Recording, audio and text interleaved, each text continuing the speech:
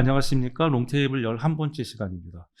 10번째 에피소드까지 찍고 한동안 저희가 영상이 올라가지 않아서 좀 궁금해하셨을 텐데 제가 개인적으로 이런저런 좀 일도 있고 또 이제 10번으로 시즌은 하나가 끝나지 않았을까 하는 생각에 게으름을 좀 폈습니다. 그리고 이제 한 2달 정도 됐나요? 업로드가 안 된 지가. 이제 오늘 또 귀한 분 모시고 11번째 에피소드 진행하고자 합니다. 오늘 모실 선생님은 김동규 선생님이시고요. 한국에서 레비나스 연구로는 권위십니다. 레비나스에 대해서는 철학만 아니고 사회학적으로도 그렇고 문화학적으로도 그렇고 어쨌든 상당히 인기 있는 사상가죠. 궁금해하시는 점도 많을 것이고 레비나스에 대한 이해를 구하시는 분들도 많을 것이라고 생각합니다. 그런 점에서 오늘 시간은 레비나스의 전문가분을 모시고 레비나스에 대해서 좀 더 심층적으로 알아볼 수 있다는 점에서 귀한 시간이 되지 않을까 싶습니다. 잠깐 김동규 선생님과 이제 오늘의 주제가 될 책에 대해서 말씀을 드리면은요,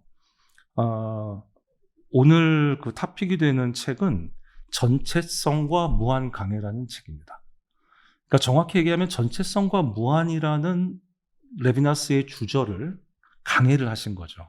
대단한 역작입니다. 그러니까 레비나스라는 철학자 자체가 굉장히 난해하고 그리고 굉장히 좀 치밀하고 그렇기 때문에 또 한편으로는 또 이해를 하기에 어려운 점이 많은 게 사실인데 그것을 하나하나 아주 다양한 세컨더리와 그리고 이제 김동규 선생님 본인의 그 어떤 레비나스에 대한 어떤 독자적 해석을 바탕으로 전체성과 무한을 이제 차근차근 하나하나 설명하시는 그런 책이기 때문에 사실 이 책은 짝이 필요합니다. 이 책만 읽으시기보다는 이제 그 전체성과 무한도 번역이 돼서 나왔죠. 이제 전체성과 무한이라는 좀 원전을 읽으면서 함께 이 강의 책을 따라가면서 독서하시면 레비나스에 대한 그림이 상당히 상세하면서도 정확하게 그려지지 않을까 하는 기대를 불러일으키는 그런 책입니다. 김동규 선생님에 대해서 조금 말씀을 드리면 김동규 선생님께서는 학부는 신학을 전공하셨어요. 총신대학교에서 신학을 전공하시고 서강대 철학과에서 이제 석박사를 하셨습니다. 그리고 오늘 제가 이제 대담을 시작하면서 여쭤볼 텐데, 그리고 이제 루벤 대학과 암스테르담 자유대학에서도 공부를 하고 계시다라고 양력에 나와 있어요. 그게 박사기 전에 공부를 하셨던 건지 아니면 박사 하신 다음에 또 다시 연구차 그렇게 적을 두시게 된 건지 오늘 한번 여쭤볼 생각이고요. 모쪼록 오늘 그 레비나스에 대한 어떤 소개 그리고 또 심층적 이해가 잘 이루어지기를 바라는 마음으로 11번째 롱테이블 에피소드 시작하겠습니다. 여기서 김동규 선생님 모시겠습니다. 선생님 안녕하십니까? 네, 반갑습니다. 반갑습니다. 예. 날씨도 더운데 이렇게 누추한 곳에 찾아주셔서 대단히 말씀을 너무 찾아주셔서 감사합니다. 네, 어쨌든 이게 사실은 앞서 잠깐 선생님이 촬영 전에 뵀을 때 말씀드렸지만 이게 특히 이제 한국의 어떤 지성의 지도에서 이 강해류의 책이 사실 굉장히 절실히 요구됨에도 불구하고 사실 출판사 측에서도 상당히 좀 몸을 사리는 그런 류의 기획이고 그런데도 아주 대담하게 강해책을 내놓으셨어요. 이게 어떻게 출판되게 된 어떤 배경 같은 혹은 히스토리가 있을까요? 아무래도 이제 레비나스의 주저라고 해도 과언이 아니겠죠. 전체성과 무한. 항상 레비나스는 제가 곁에 두고 읽고 또 이제 국내에 많이 좀 알리고 싶은 철학자 중에 한 명입니다. 그러다가 제가 이제 다른 이제 단체, 인문학과 신학연구소 에라스무스라는 단체가 있는데 다시 한번 말씀. 인문학과 신학연구소 에라스무스라는 단체가 있습니다. 그리고 이제 그 전에 이제 다른 외부 단체에서 철학교 짓다라거나 다중지성의 정원이라거나 이런 데서 전체성과 무한을 먼저 이 책이 번역서가 나오고 그래서 이제 번역서가 나기 때문에 대중들과 읽을 수 있겠다라는 생각이 때 강의를 몇 번 했습니다. 긴 강연들을 했었고 그러고서 이제 방금 말씀드린 그 에라스무스한 단체에 이제 한 달에 한 번 이제 구독자들한테 어떤 뭐 철학적인 어떤 노트라거나 이런 게 뉴스레터 같이 네, 그렇게 보내는 게 있어요. 그래서 제가 한 달에 한 번씩 이 전체를 1강부터 해서 거의 매달 물론 이제 제 바쁘면 좀 못 쓴 달도 있긴 하나 그렇게 해서 쭉 한 2, 3년 제가 그걸 보내드렸던 것 같아요. 그 단체의 요구와 맞춰가지고 그 원고들을 바탕으로 해서 또 제가 강의했던 내용들을 모아서 많은 수정을 거쳐서 그렇게 해서 이제 나오게 된 책입니다. 그러면 일단은 착수 이전에도 선생님의 원고가 쌓여 있었고, 예, 강의를 하면서, 예. 그리고 착수를 요이땅 하고 나서는 얼마 만에 책이 나온 건가요? 한 3년 어이구야. 정도는 걸린 것 같은데요. 예, 예. 그 이후에 수정하고 편집한 시간들이 많이 있었기 때문에, 예. 그야말로 절차탕마하신 저작이로군요. 예. 사실 뭐 레비나스가 특히 이제 저 학부 다닐 때, 네. 그 90년대 초반에 네. 철학과 생들에게 네. 선풍적인 인기를 끌었던, 지금은 오히려 약간 좀 예. 약간 유행이 좀 지난 느낌도 예. 사실 있긴 한데, 그때에 이제 누구나 다 좀 이런 좀 설명을 좀 해줄 수 있는 누군가가 있었으면 좋겠다. 물론 에비던스가 와서 해주면 제일 좋겠지만 어쨌든 있었으면 좋겠다라는 생각을 참 저도 많이 했었고, 그 당시에 공부했던 동료들도 많이 했었을 텐데 이 책이 그때 나왔으면 얼마나 좋을까 생각이 드네요. 그 선생님께서 레비나스를 전공하시게 된 배경이 있을까요? 선생님 원래 박사학위 논문은 리케르와 마리옹으로 쓰신 걸로 제가 알고 있는데, 물론 뭐 사실 통하는 데가 있습니다만 그래도 지금은 거의 레비나스 전문가처럼 되어 있으시잖아요. 제가 보니까 그 윤리와 무한도 번역을 하셨고, 그리고 그 외에도 레비나스의 저작들의 상당수를 번역을 하셨고, 어떤 계기였을까요? 저는 이제 학부 때 뭐 자연스럽게 제 공부했던 시절을 얘기할 수밖에 없을 것 같은데요.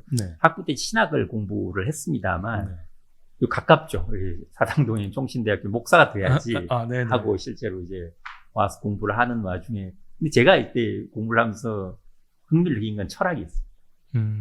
총신대학교가 뭐 굉장히 보수적인 학교로도 알려져 있긴 하지만, 보수적인 신학을 가르치는 또 굉장히 철학적인 학교입니다. 이제 손봉호 교수님, 우리나라에 가장 최초로 제가 확인한 건 최초로 레비나스의 글을, 짧은 글이지만 글을 내신 게 손봉호 교수님이었을 거예요. 서울대학교 예전에 사회교육과 기독교 시민운동 많이 하시기도 하고. 그죠? 왜 그 아들이 손하철 교수님? 손하철 교수님. 지금 한동대. 한동대. 저랑 고등학교 동창. 그러셨구나. 예. 서로 잘 모르지만. 그래서 이제 그분이 이제 총신대학교에 암스테르담 자유대학교 유학하고 처음 이제 교수생활 시작한 게 총신대학교. 그 이후로 철학 전공 교수님도 계셨어요. 쭉. 그래서 마치 옛날 대학 신학, 옛날 뭐 14세기, 15세기, 16세기의 그 학교처럼, 대학처럼 철학부, 신학부 있듯이. 맞습니다. 신학대학에서는 가장 철학 전통이 강한 학교 중에 하나, 우리나라에서. 제가 했을 때도 뭐 철학 수업을 거의 부전공 이상 들었던 것 같아요. 그렇게 해서 많이 개설이 됐었고, 철학 가르쳐 주셨던 뭐 신구원 교수님이나 장성민 교수님이나 다 이제 또 프랑스에서 공부하시고, 또 네덜란드, 캐나다 이런 데서 공부하시고, 유럽 철학을 많이 가르쳐 주시던 와중에, 그때 이제 레비나스에 대해서도 조금 듣게 되었고, 또 제가 학부 이제 신문사에서 일을 했어요. 학보사에서 일을, 그때 총신대보라고 그때 이름 부르셨었는데, 그때 이제 제가 인터뷰 같은 걸 많이 했었습니다. 기자니까 아무래도. 그렇겠죠. 그때 저는 이제 학술 지면을 맡았는데, 그때 제가 인터뷰 가장 인상 깊었던 또 인터뷰 이렇게 기억나는 게 이제 강혜환 교수님 인터뷰를 했었어요. 그렇군요. 서강대학교 그 강혜환 교수님 연구실에서 아직 기억이 나요. 그렇습니까? 그때 레비나스도 더 많이 전해 듣게 됐죠. 실제로 이제 대화하면서. 그러면 그때 이제 나왔던 시간과 타자. 이런 거를 읽으면서 레비나스 철학이 서양 철학에 이런 이제 항상 이제 신학이나 뭐 이제 이런 걸 공부하면 항상 화두가 되는 주제 하나가 이제 이웃사랑일 거예요. 이웃을 우리가 어떻게 돼야 되느냐. 근데 이제 철학적으로 이제 저는 이제 신학적으로 접근하기보다는 그걸 철학적으로 좀 더 어떤 신학적 전제를 좀 괄호쳐 놓고 접근하는 그런 철학의 방식에 더 흥미가 있었는데. 근데 이제 레비나스 철학이 타자, 이웃의 문제, 그다음에 책임의 문제, 이런 것들을 뭐 어렴풋해가는, 근데 몰랐지만, 하는 상세하게 잘, 섬세하게 접근하는 걸 보고서, 그때 이제 시간과 타자를 읽고, 영어로 아마 그때 전체 성모원을 읽었던 것 같은데, 프랑스 몰랐으니까. 물론, 아무것도 잘 모르고 읽었습니다. 그러면서, 이제, 대학원에 가면서 이제 전공을 철학으로 바꾸고, 그러고서 그 당시 이제 수동기 교수님이 아마 전체 성모원을 야구 수업을 하시던 게 있었어요. 그때도 들을 수도 있었고, 가연성 이미 그때는 이제 레비나스 수업 더 이상 안 하셨을 때예요. 그렇지만 수업 중에 늘 자주 언급을 해주셨죠. 칸트와 이런 견주어서, 또 마리옹과 견주어서. 그러면서 자연스럽게 또 습득을 많이 하게 되었습니다. 근데 이제 그 당시에 처음에는 제가 실제로 IP나 학업 계획서에 들어가면 이제 레비나스 논문을 쓰겠다라고 이제 들어가는데, 지도 교수님, 이제 강양 교수님, 훈련에 별로 도움이 안 된다. 철학적 훈련에.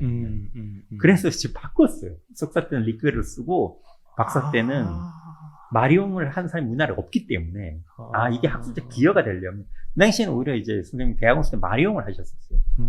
그래서 자연스럽게, 근데 마리옹도 너무 재밌어가지고, 요걸 내가 해야겠다라고 하고서, 하지만 저는 늘 곁에 두고 읽는 철학자였습니다. 이제, 푸코가 했던 얘기 중에 재미난 얘기가 있는데, 이 철학자들에게는 글을 쓰지 않지만, 물론 저는 이제 레비나스의 글을 쓰긴 합니다.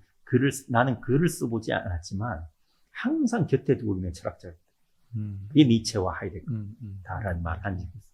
저게 또 그랬습니다, 그때는.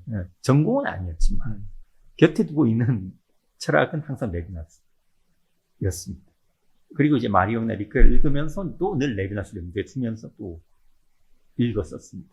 그리고 이제 박사를 받은 다음에는 제가 좀 자유롭게 또 제 연구 영역을 펼칠 수 있기 때문에 저는 제가 이제 프랑스 현상학을 한다. 큰 틀에서. 뭐 전공은 사람이 있지만 뭐 다른 분도 마찬가지일 거예요. 난 현상학자다. 나는 철학자다. 나는 분석 철학자다. 라고 말씀한 것처럼 저는 이제 현상학자다. 그 다음에 이제 프랑스 현상을 주로 공부하고 이것을 더 깊이 연구하고 또 알릴 또 임무가 있을 것이다.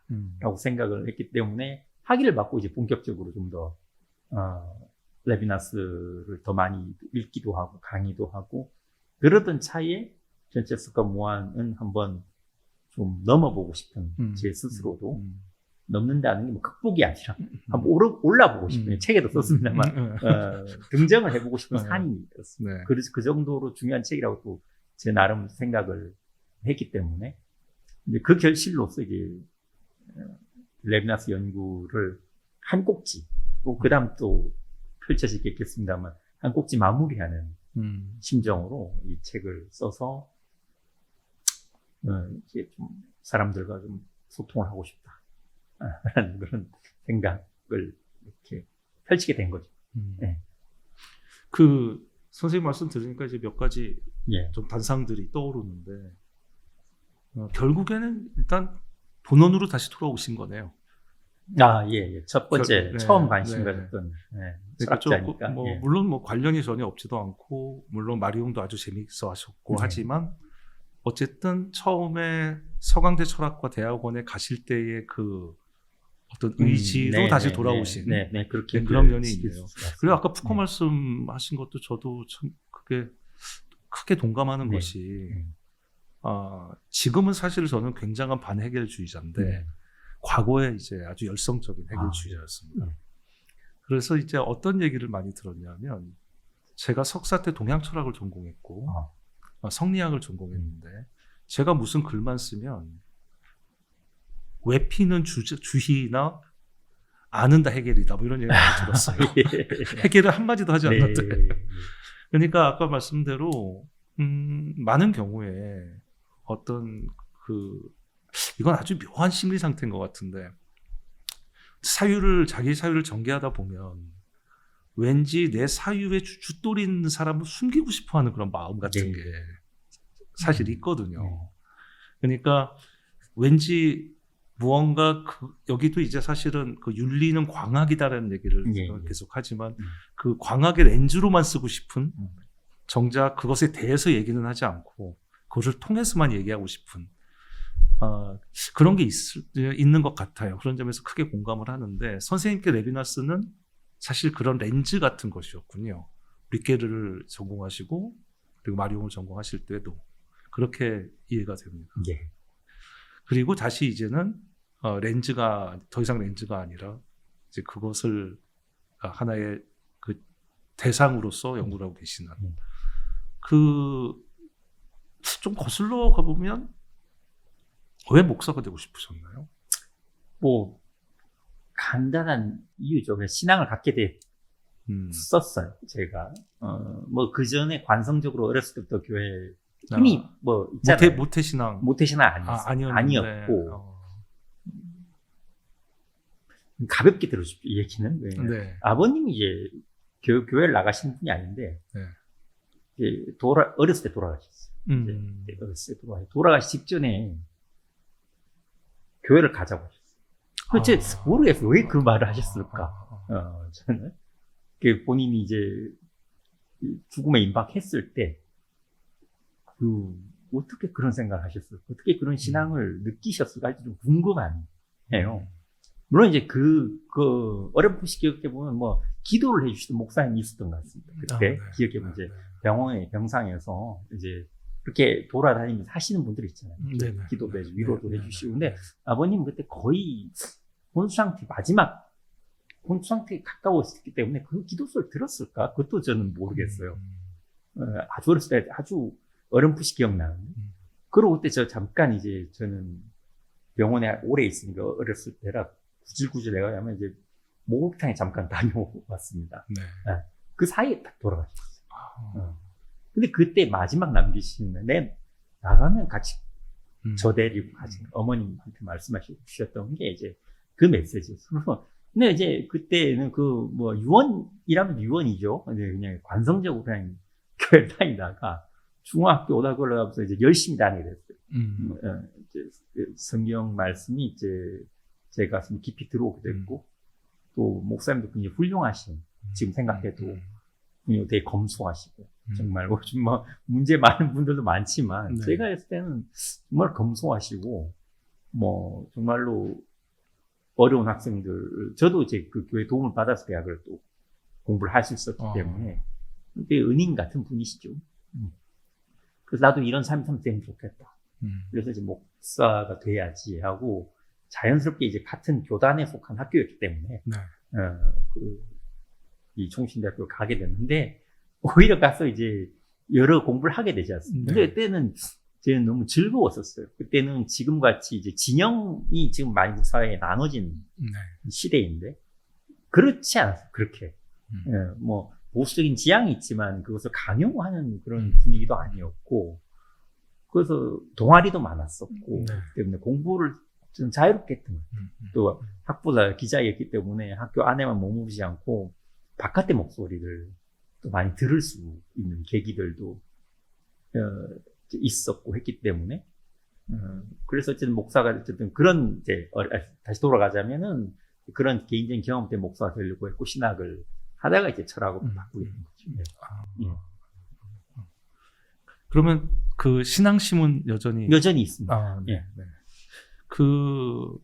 결국에는 아버님께서 뭔가 구원에 대한 관념이 생기셨던 게 아닐까요? 결국엔 뭐 저는 사실 신자가 아닙니다만 그래도 제 철학에 저는 제 철학의 본령은 구원이라고 생각을 하는데 제가 그리스도교 신자는 아니지만 조금 이제 그 선생님 아까 궁금했던 거로 조금 넘어가 보면 지금 그 현재 그 루뱅 대학과 암스테르담 자유대학은 선생님과 지금 어떤 관계인가요? 제가 이제 2013년에 학위를 받고 그다음에 이제 학위를 받고 나면 뭘 할까 이제 고민하게 되지 않습니까? 물론 이제 일상적으로 해오던 강의가 있었고 저는 이제 그때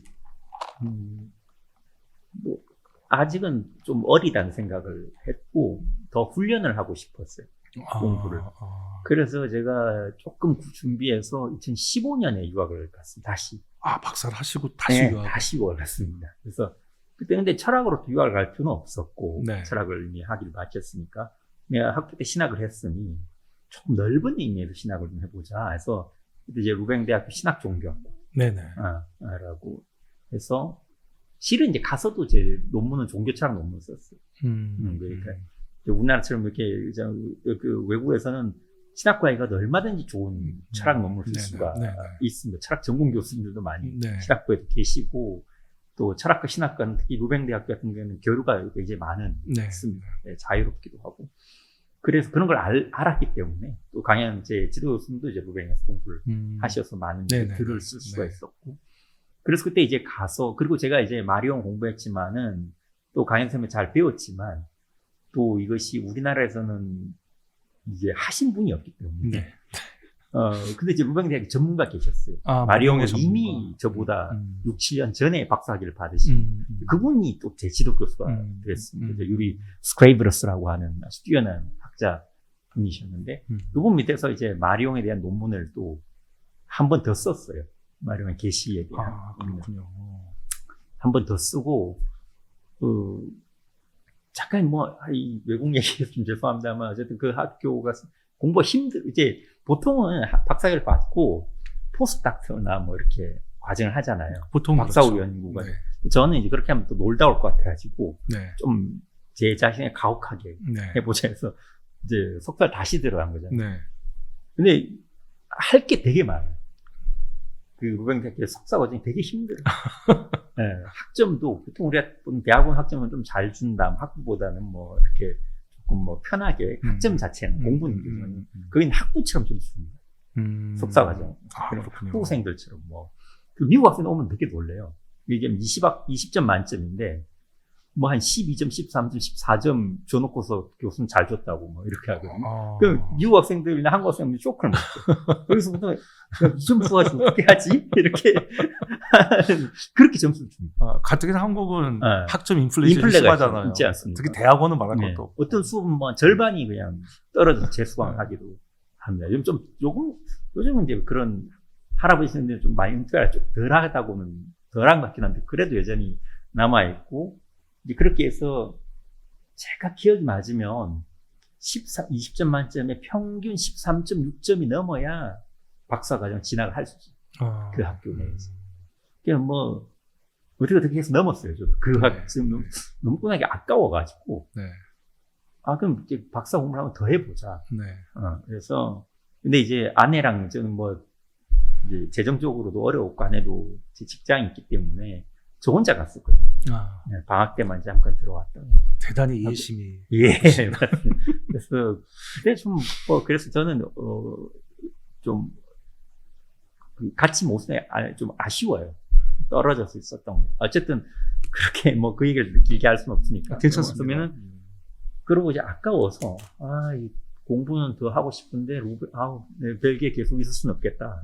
그래서 돌아와서 보니까, 남처럼 자유대학교 같은 경우는 최근에 이제 체류를 하지 않아도 체류를 하지 않아도 가끔 이제 한 번씩 물론 제가 건너가긴 했습니다만 그리고 이제 학기가 우리나라처럼 1학기, 2학기 돼 있는 게 아니라 쿼터제로 6주, 7주 이렇게 끊어놨어요. 그러니까 몰아서 수업을 들을 수 있는 거죠. 그러면 이제 비자를 따로 받지 않아도 단기간에 수업을 저도 이제 그렇게 수업을 듣고 그리고 이제 박사 논문을 하나를 좀 더 쓰고 있어요. 그렇게 해서 거기는 이제 종교신학과인데 그래서 이제 루뱅도 저는 이제 가서 이슬람 수업도 들었고 불교 수업도 들었어. 그러니까 신학 하나에만 갇히지 않고 물론 이제 루뱅이 훨씬 더 가톨릭한테 강하긴 한데 암스테르담 대학 때는 오히려 종교학이 조금 더 강하긴 하고 그런 차이는 좀 있습니다만은 그렇게 종교에 대한 시야도 넓히고 또 제가 배웠던 신학도 다시 점검을 할 수 있고 여전히 이제 종교 철학과 관련한 제 관심을 또 넓힐 수 있기 때문에 그렇게 이제 공부를 좀 더 하다 보니 이렇게 자유대학까지 넘어가게 된 거죠. 그 사이에 또 이제 또 현상학 공부를 했으니까 또 루뱅에 있는 후슬 아키브에서 공부를 하고 싶어서 연구원으로 좀 몇 달 머물렀던 적도 있습니다. 공식적으로. 비지팅 스칼라로 해가지고. 그래서 후솔 아카이브에서도 제가 좀 공부했었고요. 그렇게 이제 이어져 온 게 제 공부 예정입니다. 루뱅은 독일하고는 많이 다른가 봐요, 학제가. 그러니까 네. 코스웍이 확실하게 존재하는.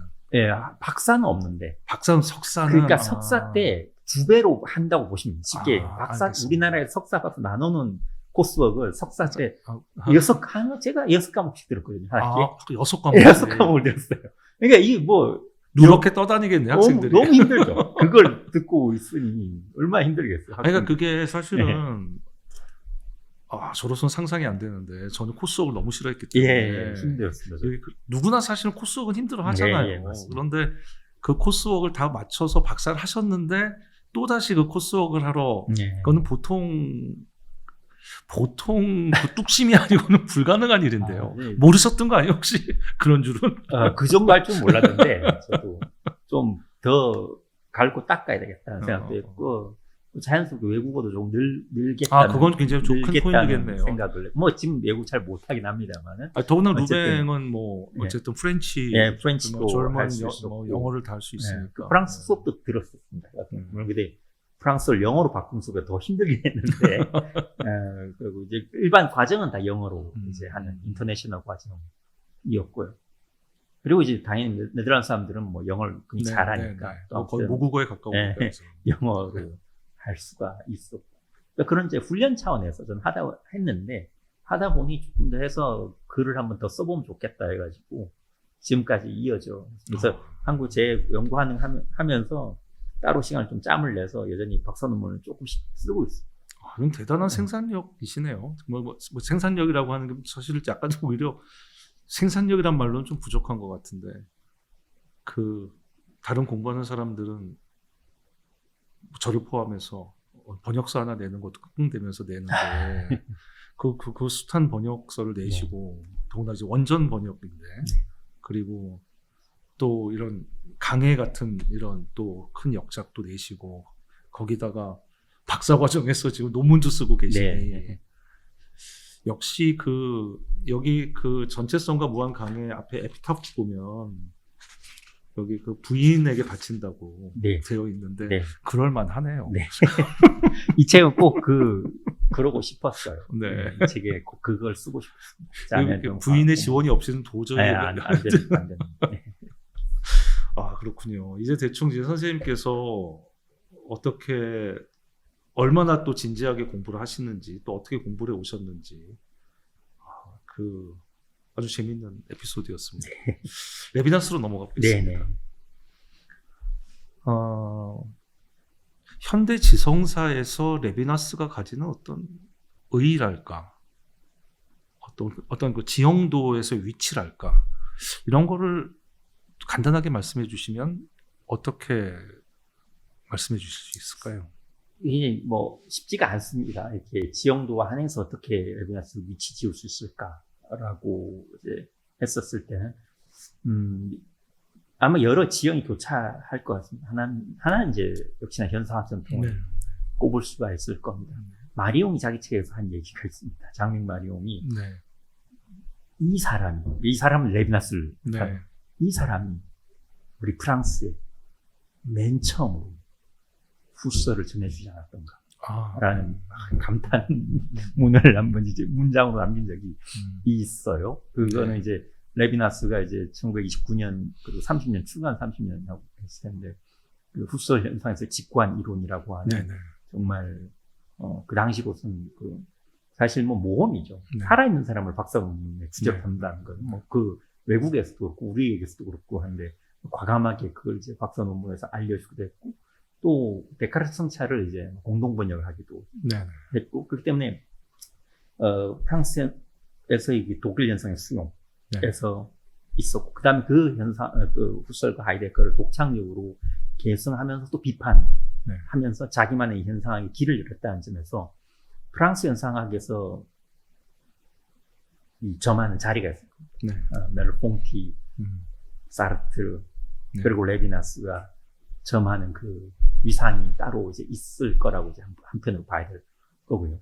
또 다른 한편으로는 이제 윤리학 윤리학에서 사실 꼽아보자면 서양에서 윤리학자다. 네. 윤리학을 중심에 두는 철학이다라고 했을 때 그렇게 많지가 않습니다. 생각 이외로. 네. 우리가 흔히 보는 아리스토텔레스 전통이 있죠. 목적론의 윤리학이라고 큰 이제 이게 하나의 줄기로서 말할 수 있는. 그 다음에 이제 의무론적 전통이라고 이제 카트 네. 전통을 쓰는데 행복, 조언보다는 규범을 중심으로 삼는 윤리라고 할 수 있어요. 그리고 물론 이제 뭐 공리주의나 또 자기 나름의 어떤 뭐 또 윤리학을 찾을 수 있죠. 아구스티스나 이런 사람들에게서도 찾을 수 있고 찾을 수 있지만 그렇게 윤리학을 하나의 아리스토텔레스 같은 뭐 완전히 윤리학, 니코마코스 윤리학이라는 하나의 교과서로서 그 완전한 하나의 자리를 자기 철학의 중요한 자리를 점할 수 있는 곳 내세웠고 칸트도 이제 사실은 뭐 실천성 비판이나 도덕행위성 정초 같이 그런 저술을 통해서 오히려 어떤 의미에서는 이론이성보다 이론 철학적 작업보다 그 작업을 자기의 뭐 제일 중요한 작업 내세울 수도 있고 근데 윤리학을 보통 제일 중요한 작업 내세운 철학은 별로 없습니다. 서양 철학. 그리고 이 윤리학이 이렇다. 이제 뭐 했을 때 이 윤리학 당신의 윤리학이 뭐냐라고 했을 때 자신 있게 말할 수 있는 것도 많이 없다고 저는 네. 봅니다. 이를테면. 근데 레비나스는 그 가운데에서 이제 윤리학적 사회의 전환을 일으켰고 존재론이 아니라 윤리학이 제일 철학 첫 번째 오는 철학 위상으로 설정할 수 있게끔 만들었다는 점에서 윤리학사에서 중요한 위치를 점하는 철학자다. 또 이렇게도 이제 볼 수가 있을 겁니다. 그래서 크게 두 축으로 보면 현상학에서 사유의 하나의 전환을 일으켰던 인물로 꼽을 수도 있고요. 다른 한편으로는 의외로 좀 빈곤, 그러니까 적어도 상대적으로는 형이상학이나 인식론에 비해서는 훨씬 좀 빈곤한 윤리학에서 윤리학의 위상을 한껏 끌어올리고 또 거기에서 사유의 전환을 보여줬다는 점에서 윤리학에 미치는 하나의 중요한 산으로서도 특별히 20세기 넘어왔어요. 예를 들면 이제 하이데거 같은 경우에 윤리학이 없다고 봐야 되거든요. 윤리학을 추출을 해냈었지만 윤리학에 대한 책을 쓴 적은 없습니다. 하이데거만 하더라도. 그러니까 자기 존재의 의미를 구현하고 그 의미를 발견하면 그 자체도 윤리적 삶도 해결될 거다. 좀 거칠게 이렇게 봤을 거예요. 그렇게 보는 철학들이 많습니다. 존재론적 의미가 존재론 문제가 해결되면 자연스럽게 윤리적 전형적으로 이건 레비나스 입장에서 보면 존재론에 종속시켜서 윤리를 보는 거거든요. 근데 레비나스 그렇게 하지 않았다. 그런 점에서 봤었을 때 서양 윤리학에서 그 윤리학의 위상을 드높인 철학자로서 독창적인 자리를 갖고 있는 또 철학자라고도 볼 수 있을 것 같습니다. 그 정도 뭐 그건 두 지형에서 한번 설명해 볼 수 있어요. 윤리학 전통 그리고 현상학 전통. 자, 선생님께서 이제 두 개의 어떤 그 그림이 겹치는 지점을 말씀을 해주신 건데 이쪽에 이제 그 윤리학적 어떤 지형 그리고 현상학적 지형 여기가 이제 겹쳐지는 지점에 레비나스가 있다고 볼 수 있다라는 말씀을 이해를 하는데 이제 질문은 좀 의문은 생깁니다. 일단 윤리학을 먼저 말씀드리면 결국에는 우리가 윤리학이라고 할 때 우리가 문제시되는 거는 그 윤리가 무엇을 말하느냐 란 말이에요. 그러니까 예를 들어 뭐 이제 그 17, 18세기에 이제 스코틀랜드 중심으로 있었던 어떤 윤리학의 발전은 사실은 그거는 어떻게 우리가 사회 규범을 정초할 것이냐 쪽에서 포커스가 맞춰져 있었던 거고, 뭐 휴미라든지 뭐 허치슨이라든지 샤프트베리라든지 뭐 아담 스미스까지. 그리고 이제 그 뭐 예를 들어 뭐 좀 거슬러 올라가면 뭐 플라톤이 되었든, 그리고 이제 그 뭐 칸트에게서도 레이트가 아닌 이제 투겐트 영역 이런 쪽을 만약에 윤리학이라고 한다면 그거는 사실 규범하고는 조금 동떨어진 무엇인가일 텐데, 그 어쨌든 그 17, 18세기에 스코틀랜드 중심으로 한 소위 이른바 윤리학자들, 사회윤리학자들 하고도 레비나스 상당히 거리가 있는 것처럼 보이고, 그렇다고 해서 뭐 뭔가 탈규범적인 어떤 뭐 그것이 뭐 개인의 수양이 되었든 아니면은 뭐 선의 추구가 되었든 이런 어떤 좀 더 넓은 의미의 꼭 규범에 매이지 않는 그런 식의 어떤 윤리학적 시각에서만 봐도 또 레비나스가 완전히 포착이 안 되는 면도 있는 것 같아요. 그러니까 일단은 첫 번째 질문은 레비나스가 생각한 윤리라는 것이 도대체 어떤 것인지에 대한 말씀을 일단 듣고 싶고요. 계속 제가 질문을 하겠습니다. 선생님 말씀은 좀 이해가 됩니다. 그러니까 예를 들어 하이데거 같으면 하이데거를 포함한 존재론자들에게는 사실은 존재론이라는 것 자체가 규범적이잖아요. 이것 자체가 현재의 어떤 현상적으로 존재하는 구체적인 내가 지향해야 하는 어떤 것이 존재하고, 그것은 사실은 결여에 의해서 그런 어떤 지향점이 설정된다고 보면, 그러면은 결국에는 생각하고 행위하고 하는 우리는 그 어떤 좀 더 완전한 어떤 존재를 담거나 아니면 그쪽을 어쨌든 그쪽으로 방향을 삼아서 가거나 이래야 이것이 윤리적인 것이다라고 하다 보니 어쨌든 존재론적인 어떤 철학에서는 윤리학을 굳이 얘기하지 않아도 사실은 이미 그 속에 다 윤리가 스며져 있는 그런 책이라고 생각을 합니다. 근데 레비나스가 윤리를 전면을 내세웠다는 건 아마도 이제 그런 식의 구도를 혁파하고자 함이 아닌가 싶은 생각이 일단 듭니다. 일단은 그 현상 얘기 조금 있다가 하더라도 이제 제가 지금 윤리학과 관련해서 이제 두 가지 질문 던진 것, 윤리라는 것이 레비나스에서 무엇인가, 그리고 어떤 윤리가 전면에 내세워진다는 것이 어떤 존재론적 전통에서 반존재론적인 어떤 혁파의 논리로서 어떤 논리를 가지고 있는가, 여기에 대해서 좀 말씀해 주셨으면 좋겠습니다.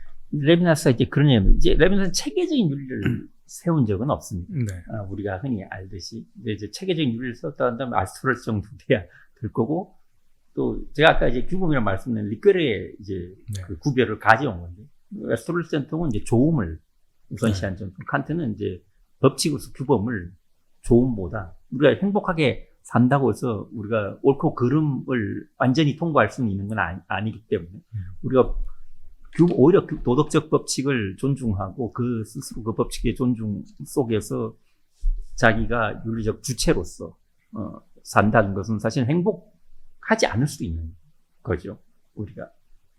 그랬을 때 이제 그 규범을 우선시한다는 점에서 이제 리케르는 그렇게 이제 양전통을 이제 구별을 합니다. 소아만 공용어 들어가서. 근데 이 두 전통에 다 속하지 않을 거예요. 관련이 있겠지만, 네. 레비나스는.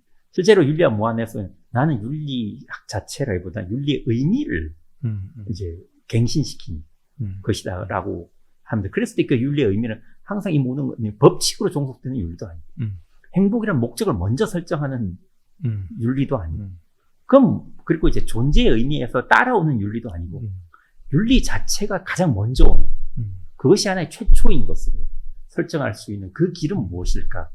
그렇게 했었을 때 그것은, 그 윤리는 결국 관계에서 온다. 라고 봅니다. 모든 것에 있어서 우리는 타인과의 관계를 최초로 고려하지 않고서 하는 그 모든 다른 어떤 윤리적 시도들은 결국 그것은 자기중심적 철학이기가 쉽고, 네. 아니면 어떤 그 레비나스 표현은 어떤 중립적, 뉴트럴한 어떤 중립적 항, 인격이 아닌 중립적 항을 먼저 상정하고, 그게 하이데거에게는 존재예요. 존재 항상 익명적인 것이기 때문에 익명적 존재 아래에서 사람들이 모여지는, 그것은 사람의 관계를 먼저 보는 게 아니지 않냐. 그건 이제 그리스도교도 마찬가지. 문제 신이 만든 질서의 세계가 있고 그 안에 종속시킨 관계를 설정시키면 질서가 먼저이지 사람이 먼저인 건 아니거든요.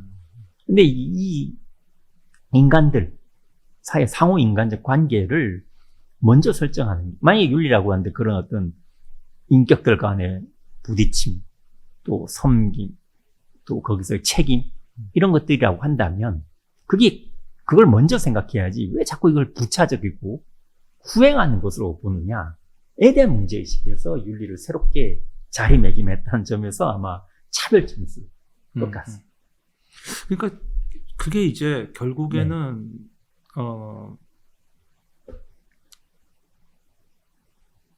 그 자체만 가지고 보면 상당히 begging question인 것 같단 말씀이에요. 그러니까 왜라는 질문이 없지 않습니까?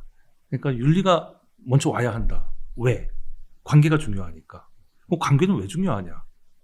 라고 하면 사실은 관계가 왜 중요하냐라는 말을 설명하기 위해서는 굉장히 많은 예. 설명이 필요할 예. 것 같습니다. 왜냐하면 우리가 아까 말씀하셨던 어떤 중립적 매개항을 우리가 이야기하는 이유는 사실은 어쨌든 존재론적 시각에서만 보면 언제나 구체보단 추상이 앞선다 보니까 혹은 또 탁월하다고 보니까 그 어떤 추상적 어떤 엔티티를 설정을 해야 뭐가 설명되지 않느냐.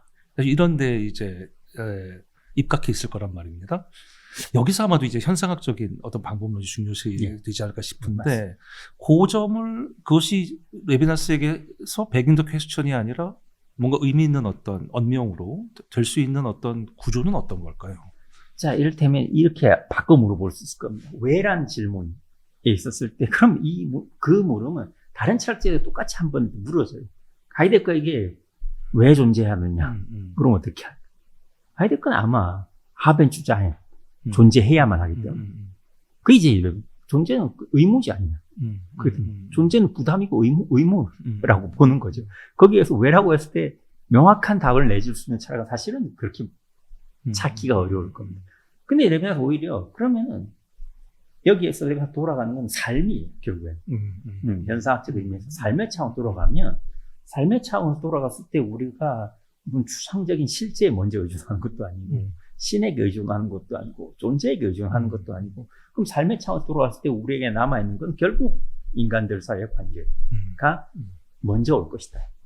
근데 그 인간이랑 관계가 먼저 올지라도 그 먼저 올 때 어떤 규범을 정해놓고 거기서 뭐 공리로부터 시작하는 게 아니라 삶의 방식을 찾아보자는 거죠. 그게 이제 현상을 레비나스가 삶의 의미에 대한 부분으로 정의했었을 때에 가지고 있는. 그래서 이제 레비나스는 현상학적 방법을 의존하는 걸 겁니다. 레비나스식의 이제 현상에 대한 이해겠죠. 그랬을 때는 어떤 개념이나 추상적인 체계보다도 우리에게 삶에 주어진 것 그 자체에서, 그 사태 그 자체에서 돌아가는 게 현상의 정신이라고 한다면 그걸 환원해보면 결국 남는 거는 삶이라. 레비나스에게는 우리는 무엇으로 사느냐. 이 삶을 살아가는 그 방식을 쫓아가 봤을 때, 그랬을 때 뮬리의 물음이 우리를 근본적으로 일깨우는 문제로서 도래할 것이다. 라는 게 이제 레비나스가 가지고 있는 방향의 설정인 것이죠. 그러니까 그저 있음. 네. 그저 있음에 눈을 돌리는. 그렇죠. 결국에는 그렇게 돌아가 보면 그저 있음. 또 거기에서부터 벗어나는 사태. 또 거기에서 우리가 어떤 살아 추구하는 레비나스의 중요시되는 걸로 말로 구제하자면 주이상스, 향유나 행복을 추구하는 삶. 우리가 삶에 초점 맞추다 보면은 결국 만나게 되는 것은 근원적인 의미에서 우리의 윤리적 의식을 일깨워주는 것은 자기 안에서 발견하는 것도 아니고 자기 존재에서 발견하는 것도 아니고 결국 타인과의 관계에서 이제 그 일깨워짐이 일어나게 된다라고 하는 그 이제 논리로 레비나스 설명하는 겁니다. 최초의 어떤 뭐 원인이나 이런 걸 먼저 설정하지 말고 삶 자체로 눈을 돌려보자. 사태 자체로 눈을 돌려보자. 라고 했을 때 마주하게 되는 것은 가장 근원적인 것은 삶과 타인이 되죠. 예. 그러니까 결국에는 그런 식의 어떤 중립적인 걸 걷어내고 그리고 또 삶을 또 지향만 가지고서 무언가 그 구체성으로부터 뭔가 좀 어떤 형태로든지 띄워서 뭔가 좀 뭐 이론화가 되거나 혹은 뭐 그래서 언명화가 되거나 뭐 이제 이러한 어떤 것 자체가 이건 매우 현상적이지 않다. 현상학적이지 않다. 있는 그대로 그 자체로 뭐 이제 뭐 히라보로 하면 이제 카트 아우토스겠죠. 네. 그리고 이게 사실은 뭐 히라보로는 약간 이제 하플로스 개념하고도 좀 더 단적으로 그냥 있는 것하고도 통하는 것 같고 어쨌든 간에 그것에서 시작해야 하지 않느냐. 그러면 자연히 윤리가 전면에 등장할 수밖에 없다. 이런 말씀으로 이제 이해가 됩니다. 여기서 그저 있음 개념에 대해서 조금 좀 설명을 조금 부탁드려도 될까요? 레비나스, 우리가 흔히 서양 전통에서 존재는 항상 선입니다. 일반적으로 그렇게 그래서 심지어 이제 중세 철학에서는 ens et bonum convertit라고 하는 이제 이 정식이 스콜라 책에 많이 존재와서는 교환 가능한 심지어 존재하는 것은 그리고 악이라고 하는 것은 선의 결여. 그럼 존재의 결여죠. 그렇게 또 그 도식으로 만약에 해보자면 그런데 이제 레빈나스는 그 물음을 뒤집어요. 존재는 선이야, 존재는 악이다. 그걸 그럼 존재는 악이라고 하는 것을 하나의 공리로서 제시하는 게 아니라 이걸 다시 현상 삶의 의미로 환원시켜서 이제 설명하는. 그랬을 때 순수하게 있다. 순수하게 있다. 환원시켜서 있다라는 것을 파헤쳐 들어보죠. 그러면 그 순수하게 있는 그저 있음이라고 하는 것은 공포지. 그게 선이 아니라는 거예요. 조음이 아니지 않냐. 우리가 그래서 이제 현사학적 만약에 그 구체적인 삶의 신뢰에 들어가면은 불면의 삶 같은 걸 이제 얘기를. 내가 적극적으로 뭘 하는 건 없어요. 그렇다고 내 존재가 없어지는 것도 아니에요. 그냥 쉬지도 못하고 그냥 그렇다고 이걸 깨어 있는 상태라고 말하기도 그렇고. 그때 이제 우리는 거기에서 드는 거는 그저 있기만 한 상태, 일리야라고 이제 레비나스가 얘기하는 그게 이제 하나의 사례일 것입니다. 그러면 존재는 부담이고, 존재는 공포일 수 있고, 존재는 악일 수도 있는 거죠. 그 상태에서 머무른다고 한다면 존재가 적극적으로 그때 존재가 드러나지도 않는 그 상태. 그랬을 때 이제 그 맥락에서 레비나스는 익명적인 있어. 인격적으로 내 자신이 주체화되지 못한 그 상태를 가리키기 위해서 이제 그저 있음, 일리야라고 하는 개념을 쓰고 있어요. 그거는 이런 표현을 참 조심스러운데 그저 있음은 극복의 대상인가요? 결국 이제 이행해야 돼요. 이게 레비나스의 주저를 우리가 크게 봤었을 때 중요한 저술 중에 하나 또 꼽을 수 있는 47년, 48년 이때 이제 나온 렉시스탕스 알렉시스탕스 존재에서 존재자로 네네. 이 제목에 나와 있는 거예요. 존재에서 존재자로 이해. 또 좀 쉽게는 동사적인 의미에서 존재에서 명사적인 의미에서 존재자로 이해하는 거예요. 이게 레비나스가 초기 철학에서 규명하려고 했던 것이 극복이라기보다는 레비나스가 덜레바시온 레비나스 첫 번째 독창적인 철학적 주제의식이 드러나는 그 탈출에 관해서라고 하는 그 책임. 그거는 너무 우리가 공포스럽고 우리가 억눌리는 상태이기 때문에 익명적 존재, 순수 존재의 상태라고 우리가 떠밀려서 탈출할 수밖에 없는 하나의 구조를 갖고 있다고 봐요. 레비나스 여기에서 그 상태에 머무를 수가 없습니다. 그잖아요. 우리 그 불면 상태로 계속 살아갈 수 없잖아요. 그렇죠. 그저 있기만 한 상태에서 계속 있을 수가 없잖아요. 그렇기 때문에 어찌했건 간에 거기에서 빠져나가야죠. 하는 거예요. 잠을 자든지 활동을 하든지. 그래서 레비나스는 수면에 대한 찬사를 보냅니다. 우리가 수면의 상태를 통해서 의식이 활동하기 때문에. 근데 그러지도 못한 상태가 이제 불면의 상태니까 다시 깨어나서 내가 의식화되고 내가 그래서 나는 이제 그야말로 주체가 되는 거죠. 그렇게 되면 이거는 극복에 대해서 내가 어떤 수양을 통해서 극복한다기보다는 내가 어쩔 수 없어서 달리 해볼 수 있는 것이 없기 때문에 빠져나가려고 해요. 그러니까 수동적인 의미도 사실은 많이 들어있다고 봐야 될 겁니다. 이게 뭐 주체적인 어떤 발향이라든지 주체적인 의도 이런 거라기보다는 혹은 지향이라기보다는 그렇게 살 수가 없으니까 계속 불면으로는 살 수가 없으니까 한정만 계속 있으면 뛰쳐나오잖아요. 너무 답답하니까. 그런 것처럼 그건 이제 동네라도 한 바퀴 돌아야죠. 의지적으로 뛰쳐나온 것처럼 또 보이지만 그 상황이 나를 뛰쳐나올 수밖에 없게 환경이 나를 뛰쳐나오고 그 선생님의 그저 있음에 대해서 어렴풋이나마 일단은 이해가 됐는데 그냥 저 떠오르는 거는 그저 있음이라는 게 그냥 단적으로 있는 해결식으로 하면은 뭐 이게 즉자성 이런 것과 비슷한 건지 아니면 전혀 다른 어떤 의미인지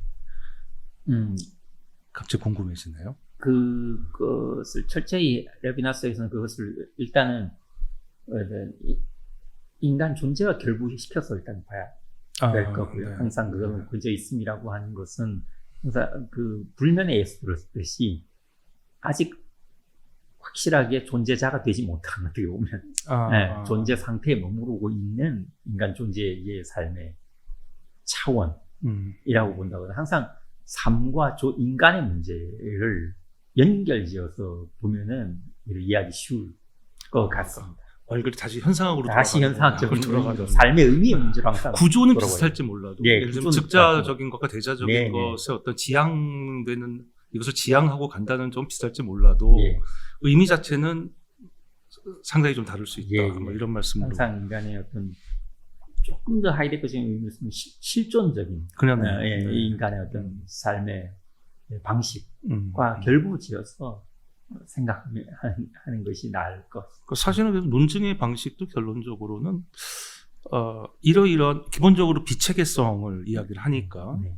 이러한 체계적인 어떤 그물망에서 보면은 네. 이 개념이 어떤 의미를 가진다라는 식으로 접근하기보다 네.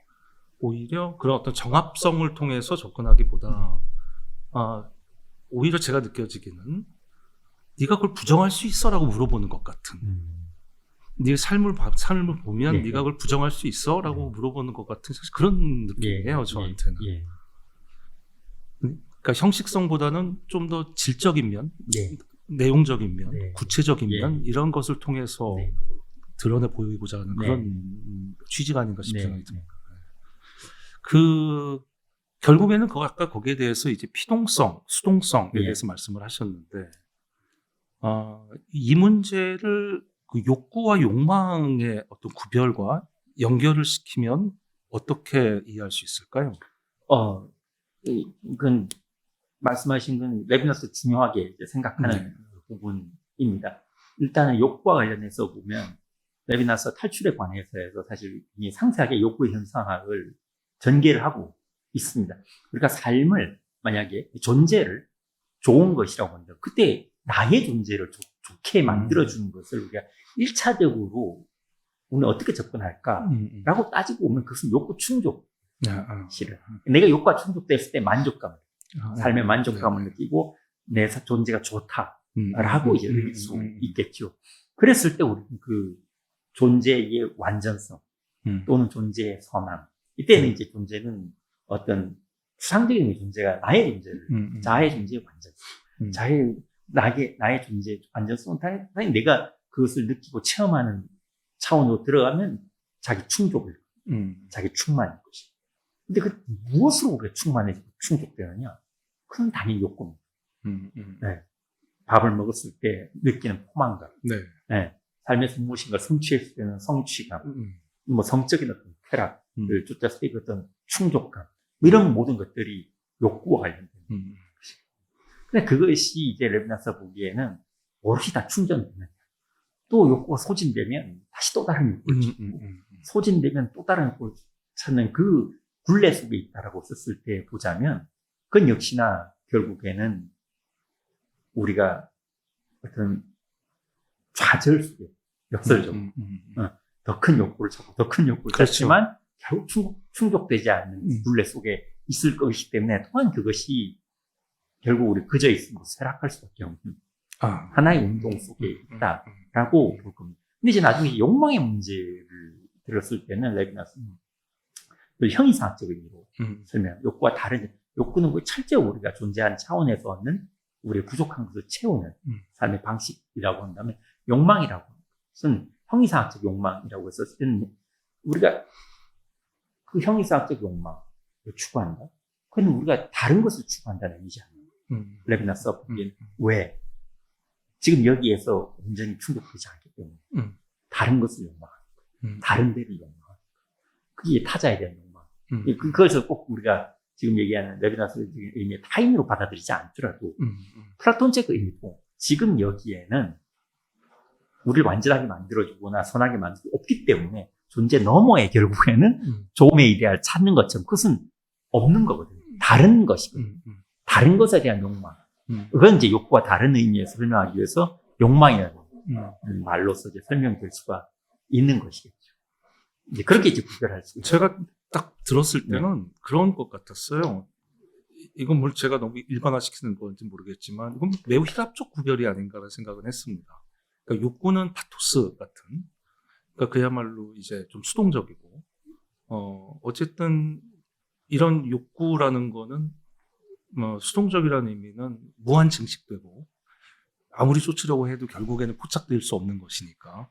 근데 욕망은 약간 에로스 같은 그런 느낌이었었어요. 에로스라는 게 뭐 플라톤 향연에도 나오지만 나에게 타자인 것을 희고하면서 내가 완전해지려고 하는 사실 뭐 이런 어떤 마음 상태 이런 거잖아요. 네.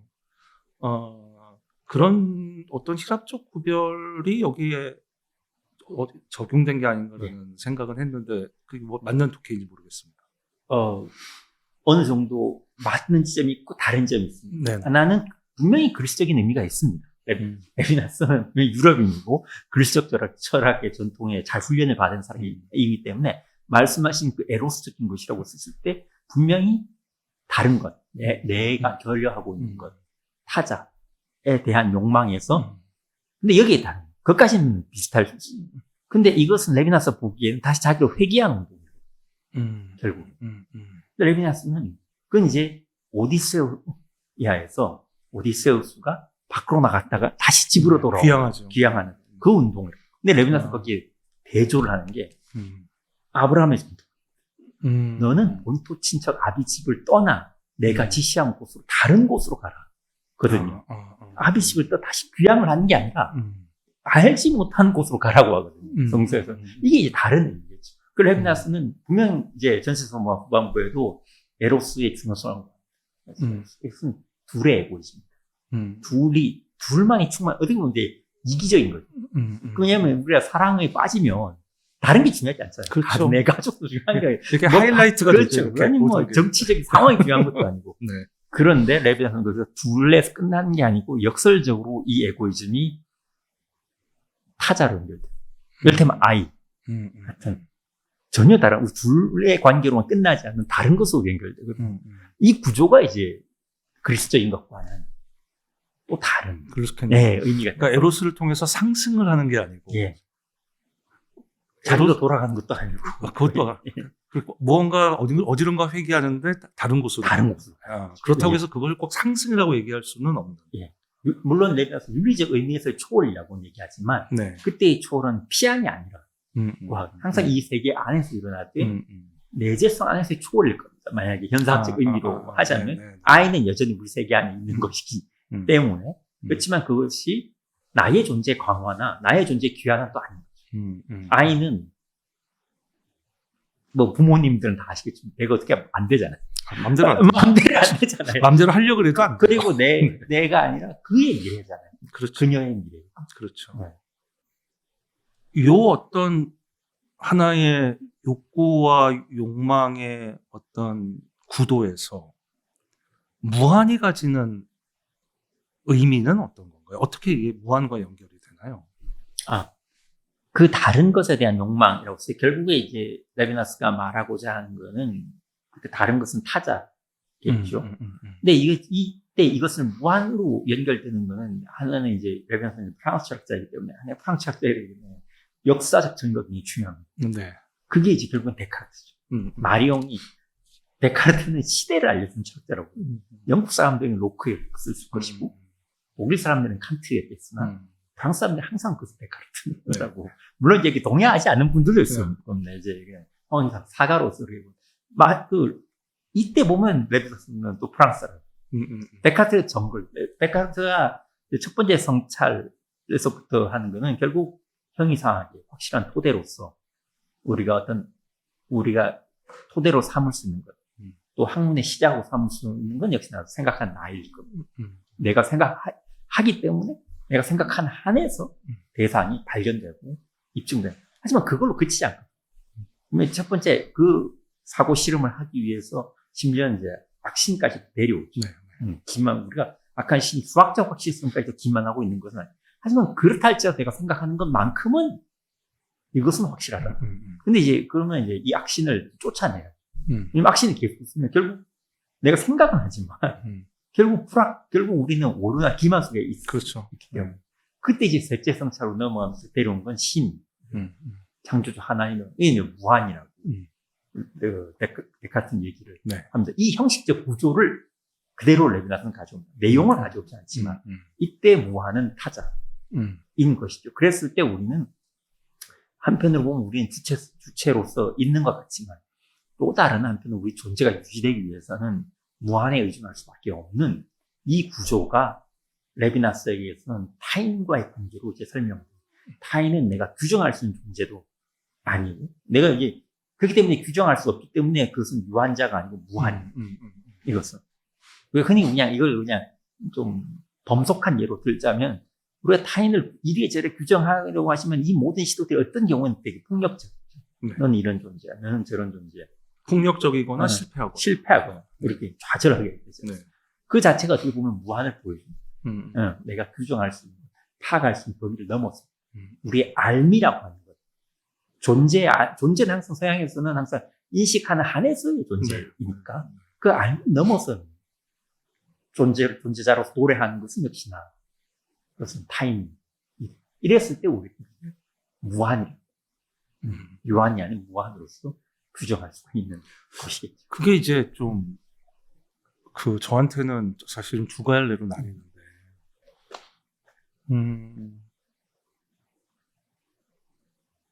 그 무한이라는 것이 형용사인지, 다시 말해서 타자에 대한 형용하는 말로서 쓰이는 건지, 마치 앞의 이론처럼 이거는 뭐 규정할 수 없으니까.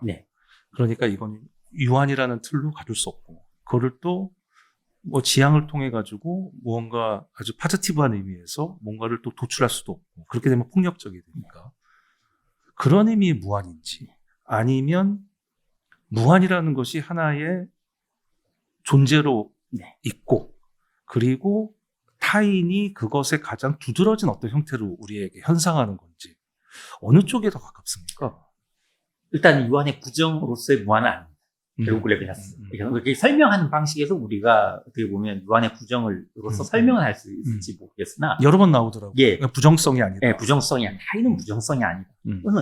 그래서 이제 카스 아우토라는 표현, 그 자체로서 우리 앞에 현현하는 자로서 있는 것이기 때문에 그것은 부정성으로 접근할 수 있는 대상이 아니고, 결국 그럼 그 무한은 어떻게, 그러면 우리의 알을 넘어섰다 했을 때 어떻게, 그것은 윤리적 관계로서 도래하는 그래서 그 자체의 무함으로써 도래하는 것이므로, 그것은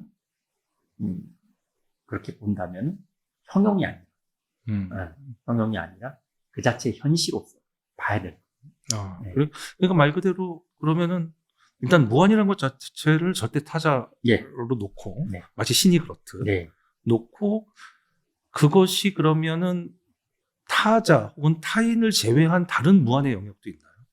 참 무한의 영역이라는 말 자체가 사실 옥시모론인데.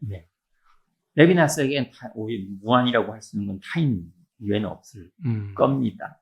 물론 우리 신을 얘기할 수 있을 겁니다. 하지만 레비나스에게서는 신이 직접적으로 말해진 대상이 아니고 무한으로서 이제 형용되는 이렇게 대상으로서 굳이 상정을 하려고 하지는 않습니다. 물론 말년에 가면 신학에 대한 이제 전체성과 무한은 신학이란 말 자체에 대해서 굉장히 레비나스는 부정적으로 그 대신에 종교라는 말을 더 신학이라고 하는, 역시나 그것은 묶여 있음이라는 뜻으로 다시 묶는다, 다시 정립, 관계를 재정립한다라는 의미에서 그 타인과의 관계를 이제 종교로 자기는 부릅니다. 왜냐하면 신학이라고 하는 건 결국 바깥의 어떤 최고 존재자의 대상을 불러오는 것이기 때문에 여전히 그것은 디알라지는 존재론적 로고스의 알매 체계 안에 있는 것처럼 우리가 상정이 되는 것이고, 그랬을 때 마치 타인을 신격화하는 것은 또 다른 그냥 존재론을 하는 것하고 뭐 별 다를 것이 없기 때문에. 그렇겠죠. 그렇게 되면 사실 함정에 또 빠지는 건데, 그걸 부정적으로. 말년에 가면은 신학에 대한 이런저런 질문을 받아서 대답을 하기는 해요. 여기에 대해서. 그렇지만 그때에도 신을 우리가 직접적으로 인식한다거나 증명한다거나 하는 그런 어떤 모든 시도에 대해서는 내면서 거리를. 그런데 그럼에도 불구하고 신적이다라는 거는 사실 부정하기 어려울 것 같아요. 왜냐하면 우리가 뭐 여기서도 사실은 그 표상이 아니고 계시다라는 말도 사실은 굉장히 뭔가 신성한 어떠한 것을 상정하고 있는 것 같은 그런 느낌이고, 물론 이제 그 계시라는 것이 무매개적으로 전달된다라는 뜻이라면 뭐 그렇게 받아들일 수도 있지만, 그렇다고 했을 때 굳이 계시라는 말을 사실 쓸 필요는 없는데, 또 이제 이런 생각은 듭니다. 그러니까 저를 A라고 놨을 때 BA들은 전부 타자겠죠. 그런데 그 BA들 중에 만약에 뭐 C라는 존재가 있으면 역시 저도 똑같이 그에게는 타자일 것이고, 이렇게 되면은 사실은 이게 마치 칸트에게서 서로의 어떤 권리 투쟁이 하나의 시민이라는 걸로 지향되듯이, 어찌됐든 너는 나에게 타자지만 나도 너에게 타자라는 어떤 상호성이 생기잖아요. 그 상호성의 문제는 레비나스에게 사실 제가 거의 보지를 못해서 관심이 없는 건가요? 아니면 다른 어떤 그림이기 때문에 그런 건가요? 이제 상호성으로 설명되는 어떤 그런 방식으로서 주체와 타자의 관계를 놓는 것은 레비나스가 보기에는 항상 그것은 또 다른 중립적 항을 불러올 것이다. 다시 시민이라고 한다면 역시나 수상적인 어떤 공동체라고 하는 걸 상정하지 않고서는 나란히 놓이는 시민일 수가 없다라고 보는 거죠. 그랬을 때 이제 전체성과 무한에서 레비나스는 처음에 이제 상정을 하고 가는 그 발판이, 이것은 나는 주체성을 옹호하기 위한 것이다. 오히려 이 말을 하지 않습니다. 주체성을 변호하기 위한 것이다. 라고 했을 때 이건 주체가 어떻게 타인을 만나는 하나의 드라마적 구조로서 이제 보여주려고 하는, 철저히 내가 남 얘기하지 말고 내가 어떻게 타인을 만나게 되느냐. 그것도 매우 현상학적. 예, 그렇죠. 철저히 내가 어떻게 만나게 되느냐. 이걸 한번 우리가 봐보자. 다른 데서 시작하는, 다른 추상적인 어떤 계기에서 시작하지 말고, 그랬을 때 본다면 그 타인은 무한으로 그 자체로 내 바깥에 있는 자이기 때문에 계시라고 우리가 표상할 수 있는 자가 아니기 때문에 계시로서거나 아니면 에피판 현현으로서거나 그렇게 도래하는, 외부에서 나에게 도래하는 자로 보아야 내가 거머쥘 수 없고 나와 전적으로 다른 자로 보는 거지. 그리고 내 안에 있는 어떤 삶의 체계로 보게 되면 결국 그것은 나와 견주어서 어떤 유기적으로 이렇게만 볼 수 있기 때문에 그것도 타자를 그 자체로 보는 그 어떤 시도와는 거리가 멀 것이다 라고 하는 문제의식이 서려있다고 보시면 될 것 같아요. 그러니까 사실은 그러니까 분리라는 개념하고 무한이라는 개념이 떨어질 수가 없어요. 그러니까 이미 분리를 넘어서 뭔가를 매개해서 중립적인 어떤 항을 만들게 되면, 그래서 하나의 체계가 되면 이미 유한이 돼버리니까 그 체계라는 것 안에 엮이니까 결국에는 레비나스의 지향점은 탈체계고 탈이론이라는 점에서 보면 결국에는 분리를 있는 대로 냅둬라. 원래 그렇게 생겼으니까. 그래서 어떻게 보면은 이 전체성과 좀 다른 각도로 보시면 굉장히 그 개인이라고 하는 주체, 물론 개인이라는 표현을 이제 보통 뭐 자유주의적 정말 정치자에게 쓰는 표현이 그렇게 보지 말고 그냥 나의 존재를 개인이라고 놓고 본다면 레비나스는 훨씬 나의 존재를 어떻게 보면 살려주는 철학이라고 보셔야 되고, 타인의 타자성을 말하기 전에 방금 중요하게 말씀하셨던 그 분리라고 하는 거예요. 이 분리는 내가 어떤 역사로부터도 체계로부터도 절대적으로 분리된 존재라고 하는 걸, 그걸 이제 심지어 무신론자라고 표현하죠. 레비나스가 그냥 오해 중에 하나가 레비나스는 뭐 신학적이다, 뭐다 이렇게 얘기하는데 여러분 그것과도 상관없이 하려는 거예요. 오히려 더 현상학적이게 보이게 하는. 유신론자, 그거는 신에 이미 연결됐고 내가 거기 매달려 있는 존재. 그거는 분리된 존재가 아닌 거죠. 그렇게 보잖아요. 마찬가지로 우리는 너무 쉽게 인간을 역사적 존재, 특별히 뭐 얼마 전에 선거도 있었습니다만 항상 선거 때 보면 다 역사의 심판을 받으라고 하잖아요. 상대방 진영. 그때 그 역사는 정말 모호한 의미이죠. 인간이랑 내랑 나는 그냥 나의 주체이고 싶은데 항상 어떤 역사적 의미를 나도 모르게 부여하려고 하고 그 판 안에 나를 집어넣으려고 하고, 그때 과연 개인들이 있는가? 내가 있는가? 라는 문제의식이 사실은 레비나스에게 있었다고 봐야 될 겁니다. 그래서 타인을 성급하게 처음 대시하는 게 아니라 또 한편에 보면 나의 존재를 구축하는 시도일 수도 있다. 불리한 무신이라고 하는 개념이. 그렇게 본다면 오히려 더 쉽게 이해될 수 있지 않을까. 또 친숙하게 될 수 있지 않을까 생각도 해봅니다. 그러니까 그런 점이 또 레비나스 철학의 큰 장점이 아닌가 싶은데, 이제 선생님 말씀을 듣고서 떠오르는 거는, 일단 주체를 무언가 대단한 곳으로 놓는 순간 사실은 주체가 폭력에 노출되는 이제 그런 케이스들을 저 스스로 많이 봅니다. 저는 뭐 대표적으로 좀 피테 같은 사람이 대표적인 것 같고, 사실은 저는 이거 딴 얘기지만 레비나스를 볼 때 저는 사실은 제 개인적으로는 저와 같은 편이라고 생각하는데 제 어떤 철학적 입장과 저는 현재로는 제일 이제 가까운 사람이 저는 아이리스 머독이 저하고 제일 가까운데 그 이제 머독과 레비나스가 물론 굉장히 많이 다릅니다만 어쨌든 그 체계에 대한 위험성을 경고한다는 점에서는 상당히 통하는 점이 있다고 생각하고 그런 점에서 사실은 저는 제가 그 한 번도 제가 그 레비나스가 인용하거나 한 걸 본 적은 없지만 저는 쉘링과 굉장히 닮았다는 생각이 많이 들어요. 네.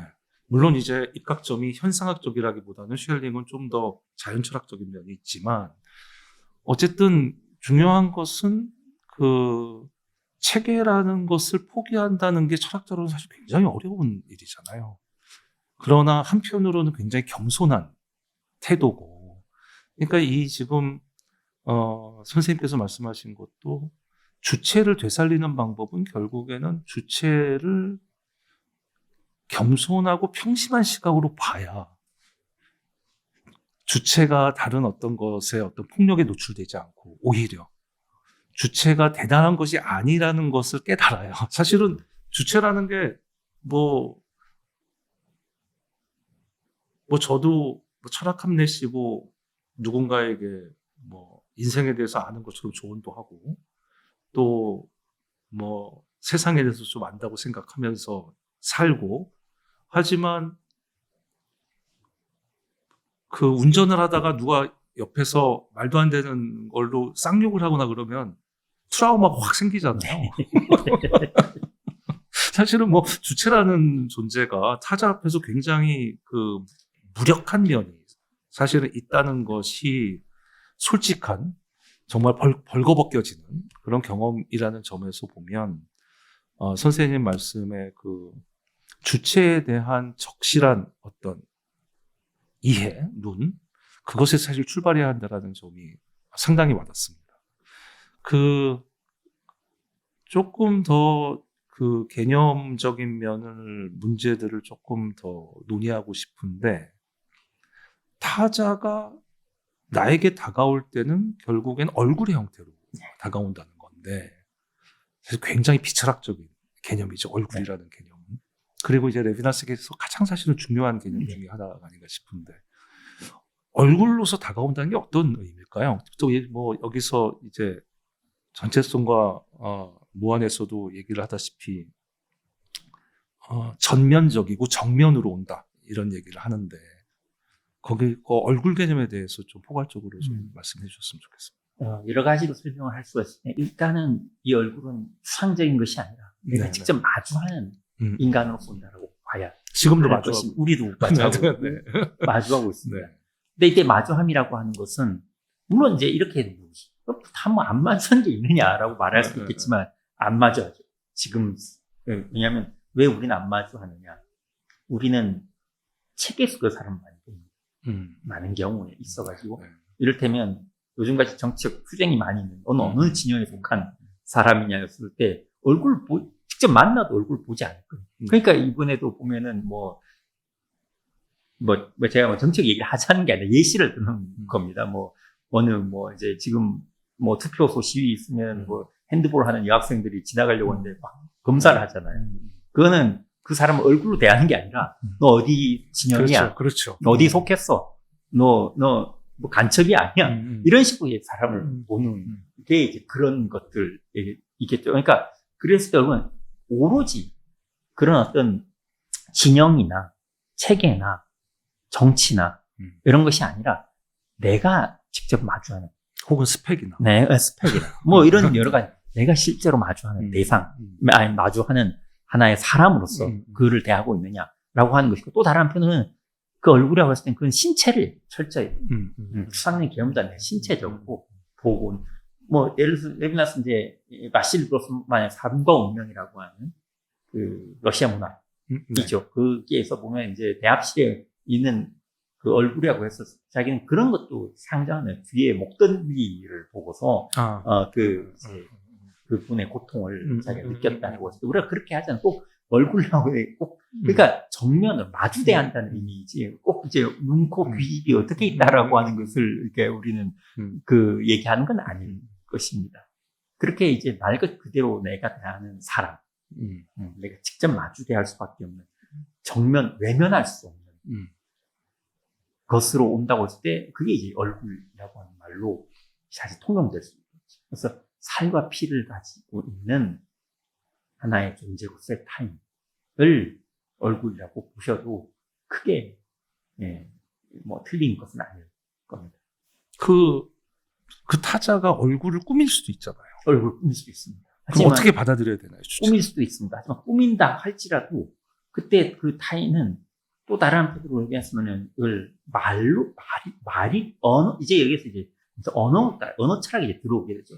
말을 거는 존재. 대화를 거는 존재인 것입니다. 계시라고 하는 것도 말일 수 있잖아요. 말로 우리가 볼 수 있잖아요. 직접적으로 도래하는 말. 그때 얼굴은 처음에는 우리가 보는 걸로 보지만 그 보는 것을 즉시 말로 이해시키고 하나의 명령이 아무리 꾸미고 있고 그 사람이 뭔가 치장을 하고 쓸지라도 말을 그걸 레비나스는 그때 이제 그 말은 어쨌건 간에 윤리적 명령이라고 이제 보는. 그러니까 대화가 상호작용이 아닌 겁니다. 이렇게 그냥 계시인 겁니다. 마치 귀로 듣듯이 말 그대로 듣는 거.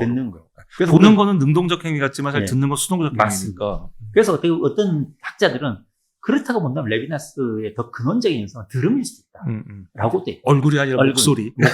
결국 얼굴은 보는 거지만 네. 그 보물로 나의 시선으로 환원되는 것이 환원하는 것이 아니라 그 봄이 어떤 명령으로서 온다는 거기 때문에 결국 레비나스도 자주 등장하는 표현은 귀를 기울이는 것이라고 얘기하고 있어요. 아무리 지장을 무슨 말을 걸 겁니다. 그때 내가 귀를 기울이고 있는 거예요. 그때 내가 그 명령을 듣고 내가 순복하는 어떻게 내가 그 명령에 반응하느냐 응답하느냐의 문제이기 때문에 사실 그동안 얼굴은 부름이기도 하고 말이기도 합니다. 그러면 그냥 그가 건네는 말을 그대로 믿어야 되는 건가요? 아니면 나름의 제가 스스로 안목을 가져야 되는 건가요? 거기에 대해서는 별로 얘기하지 않습니다. 왜냐하면 내가 안 들을 수 있죠. 우리는 그 가능성 분명히 상정을 합니다. 하지만 레비나스가 이제 서문에서 중요하게 끌어오는 개념 중에 하나가 종말론이라는 개념이 있습니다. 이것은 역사란 개념이나 정치란 개념 극복하기 위해서 레비나스가 이제 제시한 건데 중요한 건 내가 그 말을 들으면서 그때 내가 심판대에 선다는 이 종말론은 미래에 우리가 오지 않을 어떤 미래 아니면 어떻게 뭐 도래할 미래이건 그때 최후 심판을 말하는 게 절대 아니에요. 그 심판이라고 하는 건 내가 타인을 만날 때마다 그때 내가 도덕적 심판대에 서게 된다는 거예요. 외면을 하건 안목을 내가 갖건 그 중요한 그 안목 가지고 말고 그거 알았어요. 근데 거기에서 내가 그게 적절하게 응답했냐 안 했냐는 내가 안목을 가지고 말고 이전에 남을 거라는 거죠. 그렇기 때문에 얼굴과의 관계는 나를 심판대한테 쏘아나는 거예요. 너무 힘들지 않나요? 사는 게 그렇게 되면? 그걸 외면하고 그 부담을 가져야 돼요. 우리는 이렇게도 말할 수 있습니다. 우리는 내 존재에 대한 부담은 별 힘든 것 같이 생각하면 제일 힘든 거예요. 그것도 힘들죠. 완전성을 추구하고. 그리고 여기서 얘기한 경제. 네. 그러니까 그게 사실은 이제 웨코노미아를 경제라고 번역을 한 것 같은데 사실은 웨코노미아는 저는 살림살이 이렇게 번역을 하는데 그러니까 뭐 살림살이가 중요하죠. 이게 살아야 되니까. 그런데 사실 그것도 힘들죠. 근데 거기에 덧붙여서 타인에 대한 말에 귀를 기울이고 응답도 해야 되고 근데 또 거기에 대한 책임은 또 내가 져야 되고 내가 뭘 꺼내서 줘야 되고 너무 극단적이지 않나요? 극단적일 그렇게도 볼 수 있을 겁니다. 그래서 뭐 이제 이후에 이것은 학자들의 표현에 따르면 윤리에 대한 과장이다 라고 얘기를 하지만 레비나스가 보기에는 과장이 아니라 그게 우리의 삶이라고 봐요. 과연 그것이 우리의 그러면은 그 관계에서 윤리적 명령이 없는 삶을 사는 사람이 도대체 존재하는 오히려 그것을 외면하고 지우려고 했었을 때 일어난 게 바로 지금의 어떻게 보면은 각박한 사회이고 각박한 관계이고 그렇지 않지 않나라고 우리가 반문할 수도 있을 것입니다. 그게 이제 우리가 도덕을 마치 도덕주의라는 이름으로 무가치하게 만들려고 하는 그런 사람들의 시도가 아니냐. 실제로 레빈은 그 얘기도 한 적이 있어요. 도덕주의라고 하는 말로서 도덕을 무가치하게 하려고 만드는 거기에 우리가 경계를 해야 된다. 우리가 제가 요즘 많이 듣는 말, 이게 우리가 너무 정치가 우리 삶의 중심에 오니까 도덕은 가소로운 것이다. 그거는 아주 소위 사소한 그러니까 트리비얼한 것이 가소로운 아니면 그게 기만적인 게 돼요. 기만적. 도덕을 얘기하면 본인은 도덕적이지 않은데 상대방이 왜 도덕이냐, 도덕적이지 않냐를 묻는 상대방을 공격하는 용도로 도덕을 많이 혹은 쓰거든요. 지배 이데올로기 그런 식으로 쓰거든요.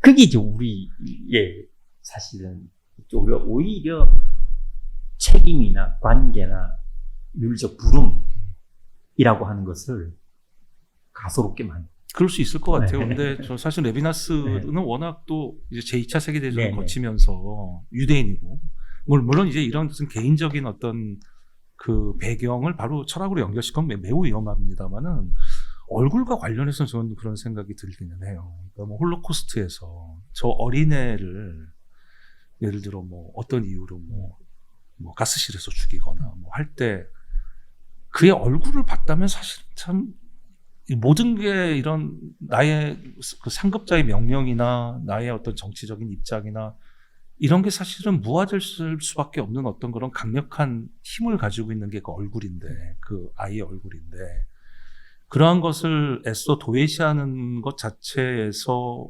비윤리성이 나오는 게 아니냐라는 그런 어떤 일갈이라는 느낌이 확실히 들거든요. 왜 하필이면 얼굴일까라고 했을 때, 왜냐하면 얼굴보다는 사실 귀를 기울이는 거에 더 가깝고 실제로 언어에 대해서 그렇게 얘기를 많이 하는데, 대화에 대해서. 물론 엄밀한 의미의 대화는 아니죠. 대화라고 할 때는 서로 주고받는 걸 대화라고 통상 다이알로그를 대화라고 하는데, 레비나스의 대화는 다이알로그라기보다는 계시에 응답하는 것 같은 사실 그런 것이어서 이제 전상무한의 용어로 하면 가르침이 가르침이고 그 복종해야 하는 것이고, 나는 제자고 그가 스승이기 때문에 섬겨야 되는 것이고 내가 들어야 되는 복종해야 되는 것이기 때문에 어렵지만 거기에서 이제 레비나스는 윤리적인 의미에서 대화를 끌어내려고 하는 걸 겁니다. 왜냐하면 그렇게 되지 않으면 또 이렇게 가면 상호성, 그럼 네가 너는 나에게 무엇을 해줄 것이냐. 이 관계로 소급되기 쉽다는 거죠. 이렇게 그래, 그렇게 요구했을 때 그럼 나는 그러면 또 다시 메커니즘으로 가죠. 또 돌아가는 관계밖에 안 되는 어쨌든 이 탈 메커니즘 자체가 하나의 궁극적 지향점이니까 여기서 조금 연결 지으면은 꼭 도덕주의란 말을 붙이지 않더라도 통상적으로 영미권에서 아주 기본적인 층위에서의 도덕감 혹은 도덕적 태도로 이제 얘기하는 게 인티그리티 뭐 이런 말이지 않습니까? 그러니까 인티그리티라는 거는 내가 어쨌든 어디 가서 거짓말하지 않고 앞뒤가 다르지 않고, 그리고 또 불성실하게 해야 될 걸 안 하지도 않고, 이런 것이 이제 나라는 사람이 이 상황에는 이렇게 했다, 저 상황에 저렇게 했다 그러는 게 아니고 나 자신의 어떤 나름의 분명한 색깔을 가지고서 가는 걸 이제 인티그리티라고 하는데, 이거는 레비나스에게서는 사실은 윤리적인 게 아니잖아요. 그거는 윤리의 근본은 아니에요. 그건 왜 아닐까요? 어떤 문제가 있는 걸까요? 이런 인티그리티적인 도덕 의식이 가지고 있는 문제점은 뭘까요? 레비나스가 보기에. 그걸 굳이 이제 환원해서 보자면 이렇게도 볼 수 있을 거예요. 그거는 결국 자기 보존의 도식 안에 있는 게 아니에요. 나의 완전성, 나의 어떤 일관성을 추구하는 건 아니에요. 근데 이제 중요한 거는 타인과의 관계는 일관성을 벗을 수도 있죠. 정말 위급한 상황이라면 나의 삶의 일관성이나 나의 도덕감이나 지향과는 반하는 선택도 하게 되죠. 하게 되고, 애가 아픈데 그렇죠. 교통법규를 지킬 수는 없잖아요. 없지 않습니다. 그래서 레비나스는 굉장히 칸트를 존중했지만 법칙으로 환원된 윤리를 라는 측면에서는 칸트를 분명히 하거든요. 칸트는 분명히 레비나스는 실천 위성의 우위성을 말했다는 점에서는 칸트는 위대하다고 봐요. 레비나스 분명히 그 점에서는. 하지만 자기의 윤리는 법칙으로 환원되는 게 아니라, 왜냐하면 법칙으로 환원되면 법칙의 일관성을 위해서 일관적으로 법칙을 지키기 위해서 타인을 희생시켜야 되는, 타인의 부름을 외면해야 될 수도 있지 않습니까? 이제 그런 측면에서 보자면 나의 통전성, 일관성을 유지하는 것은 결국 자기 보존, 자기 완전성을 추구한 그 도식 안에 여전히 머무르는 것이기 때문에 그때는 관계보다 내가 먼저 올 수 있겠죠. 아니면 방위부나 사회적 질서나 사회적인 어떤 요구나 어떤 정합적인 어떤 체계가 먼저 올 수 있는 것이기 때문에 거기에서 아마 레비나스는 그거를 기꺼워하진 않을 거예요. 그러니까 그게 글쎄 그런 점에서 말씀하셨던 대로 실천이성의 우위. 네.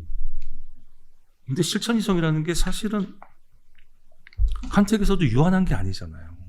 누메논의 세계가 유한하다고 할 수는 없거든요. 어쩌면 유한, 무한은 어쨌든 인간의 눈에서 유한하고 무한한 것이기 때문에 물론 소위 이른바 현상계는 유한하다고 할 수 있을지 몰라도 예지계로 가게 되면 사실은 이름이 그렇듯 유한할 수가 사실은 없는 거고, 그런 점에서 사실은 칸트는 제 이해입니다만은 저는 이제 레비나스를 보면서 칸티안의 입장에서 이거는 좀 너무 극단적이지 않나라고 느껴지는 지점이, 칸트는 어쨌든 두 개의 세계를 동시에 이야기를 하거든요. 그러니까 규칙의 세계가 있고, 요거를 이제 지텐이라고 통상 얘기하는 윤리형 이상학, 이제 법이론의 형이상 기초와 덕이론의 형이상 기초로 나눠져 있는.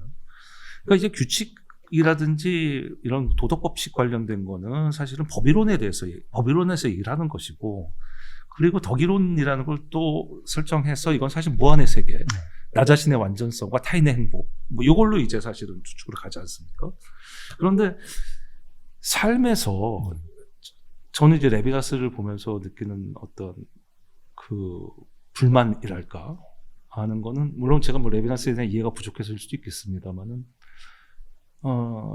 이 법칙의 세계, 혹은 법의 세계, 혹은 규범의 세계, 혹은 시민사회의 세계, 이렇게 두 개로 나누는 게, 그리고 또 이쪽 무한의 세계, 칸트처럼 두 개로 나누는 게 솔직하지, 이거를 하나로 다 그냥 뭉뚱그려가지고 전부 다 무한 쪽으로 가버리면, 첫 번째로는 이 규범의 세계 쪽이 너무 흔들리기가 쉽고, 두 번째는 이것 자체도 비체계의 체계가 아닌가. 왜냐하면 체계성이라고 우리가 통상 이야기하는 거는, 제가 생각할 땐 모든 걸 다 커버하려고 할 때 생기는 거거든요. 여지로 남겨줘야 되는데 이거를 다 설명하려고 들면 그게 체계가 되고 이론이 되는 건데, 레비나스는 비체계를 이야기하고 비이론을 얘기하지만 결국에는 또다시 이론과 또다시 체계로 회귀하는 것이 아닌가라는 사실 생각을 지울 수가 없어요. 거기에 대해서 좀 그런 이제 비판은 가능할 겁니다. 물론 이제 레비나스 입장에서 일단 먼저 얘기를 해보자면, 무한을 너무 빨리 다른 세계로 보냈다고 얘기를 할 겁니다. 레비나스가 입장에서 너무 빠르게 보냈다. 왜냐면 레비나스의 무한이라고 하는 건 결국 레비나스 여기 전체성과 무한에서도 하다가 결국 아이를 얘기하는 지점은 그 무한의 시간이 내가 아닌 다른 시간이고, 그렇다고 한다면 여전히 이 세계 안에 있는 걸 보여주고 싶은 거거든요. 미래라고 했을 때 곧장 그것이 도덕적 진보를 위한 그 너머의 내세이거나 영혼의 불멸을 얘기하기 이전에도 이미 내가 무엇인가 가둘 수 없는, 그렇지만 여전히 펼쳐질 그 미래를 엿보는 것은 여전히 이 세계 안에서 가능한 거죠. 내가 아닌 타자, 또 다른 제3자에게서 가능한 그 시간을 열어주고 싶은 하나의 그것이 있었을 겁니다. 그게 이제 첫 번째가 하나였을 거고, 그 다음에 체계에 대한 거는 사실은 제 지도 교수님들 거기에 대해서 비판적이에요. 저는 그래서 레비나스의 비판적 시각도 유학하면서 배울 수 있어요. 그리고 어느 지점에서는 그 지도선생님이라는 제가 이제 루뱅에서 지도 교수님. 교수님, 레비나스나 마리옹이나 이런 분들이 존재 신학을 극복한다고 하지만 어느 지점에서는 존재 신학과 닮은 것을 가져올 수밖에 없다. 어떤 고정된 어떤 하나의 지향점이라고 하는 것이 있다면 그게 이제 느슨하지. 그렇다고 해서 이것이 무슨 체계의 철학을 추구했던 칸트나 헤겔과 같은 철학과 동일시다도 볼 수는 없지만, 느슨하게라도 하나의 지향점이나 하나의 건드릴 수 없는 어떤 지점이 있으면 그걸 중심으로 하나의 체계처럼 보이는 망이 설정될 수는 있거든요. 그게 그걸 이제 제 지도 교수님은 존재 신학 연결지어서. 왜냐면 그분들에 대한 공통 목적이 존재신학을 넘어, 하이데거가 비판하는 존재신학을 넘어서는 것이었기 때문에 그런 점이 있다는 것은 그럴 수 있습니다. 그렇지만 레비나스는 이제 또다시 레비나스 돌아오자면 오트만 게트르 그 존재와 달리에 가면 사실 전체성과 무한무보다는 그런 느낌이 있어요. 다원주라고 어떤 사회에 대한 전망. 일종의 체계처럼 보이죠. 바람직한 이상향처럼 보이는 게 그 존재와 달리 가면 그것 좀 경계를 거기 속에 이미 또 가버리게 되면은 그래서 거기에 대한 이제 영절의 해석이 여기까지는 데리다의 비판을 듣고 이제 깨달은 게 있다. 그래서 조금 더 체계를 안 세울 수 있는 방향으로 오트만 게트르에 그래서 이것을 약간 운동처럼 설명해요. 매듭의 운동 같이. 이게 우리가 늘 찾아와 마주해서 선으로 계속 사는 게 아니에요. 그게 또 끊겨지거든요. 분명히 우리는 자기로 돌아오기도 하고 이적 삶으로 돌아오기도 하고 레비나스 일종의 회의론적 논박처럼 이것은 그 선이 길게만 이어지는 게 아니고 항상 끊어지고 다시 매듭이 지어지고 끊어지고 매듭이 이어지는 것처럼 설명해요. 그 부분을 우리가 좀 더 눈여겨본다면 레비나스가 이 체계를 넘어서 어쨌든 체계 안에 갇히지 않기 위해서 노력을 했구나. 그 몸부림을 또 쳤구나라는 것을 사실 그 말년의 철학이라고 하면 또 한편으로 엿볼 수 있습니다. 그러나 여전히 그럼에도 불구하고 어떤 하나의 지향점을 설정한다는 점에서는 체계처럼 보일 수 있는 그 철학도 역시나 뉘앙스는 분명히 저도 있다고 봐요. 그리고 실제로 이 전체성과 무한을 보면 매우 정합적으로 구성을 하는 노력을 하거든요. 그것 자체가 사실은 정합성이라는 게 체계의 속성 중에 하나거든요. 그러니까 훨씬 더 그냥 사실은 비체계적인 건 비판적이기만 하거나 아니면 아예 그냥 굉장히 계시적으로 그냥 말을 툭툭 던져놓거나 그럴 때 훨씬 더 다가오는데 근데 이렇게는 말할 수 있습니다. 근데 이때의 체계는 철학적 체계는 아니 소설의 체계. 아까 말씀 드라마의 체계. 드라마적 체계이기 때문에 서사만 있다. 서사가 있는 겁니다. 요때 서사는 근데 완결적 구조가 있기는 하죠. 하지만 여운도 있거든요. 그게 레비나스가 실제 이 철학 체계로서의 철학과는 분명히 그 부분에서는 다를 겁니다. 그리고 실제 연구자들이 밝혀낸 제가 아직 그 부분 공부를 못했는데 지금 이제 사실 제가 제 얘기를 조금 더 하자면 루벤 갔을 때 저는 그때는 레비나스를 쓰고 싶었어요. 근데 제 지도에서 그때도 막았거든요. 레비나스 다 했다. 할 거 별로 없다. 할 거 별로 없다. 이미 너무 많이 해가지고 할 거. 근데 지금 그래서 연구자들이 하고 있는 건 뭐냐면 레비나스의 노트를 연구하는 거예요. 전쟁 시기의 노트 같은 게 발견이 돼서 그게 전지평 따로 나오는 게 있거든요. 그게 보면 레비나스 우리가 생각지도 못했던 얘기들이 그 중에 하나가 뭐냐면 저도 이제 들은 거예요. 아직 그 부분만. 제가 레비나스의 또 가까운 제자 중에 카트린 샬리에라고 여성 철학자분이 계세요. 그분 레비나스는 그걸 보면 내가 하고 싶어요. 그분이 그걸 편집을 했습니다. 소설을 쓰고 싶어요.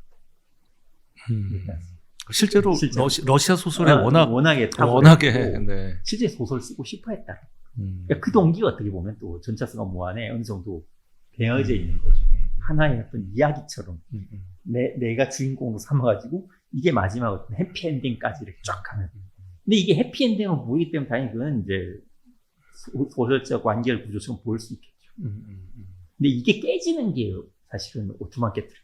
그거는 해피엔딩이 아니거든요. 그런 점도 차이는 또 있을 것 같아요. 어쨌든 결국에는 참 이 현상학이 마스터 키네요. 결국에는 현상학으로 돌아가 버리면 결국에는 이게 갑자기 현상학이 좀 싫어지는데요.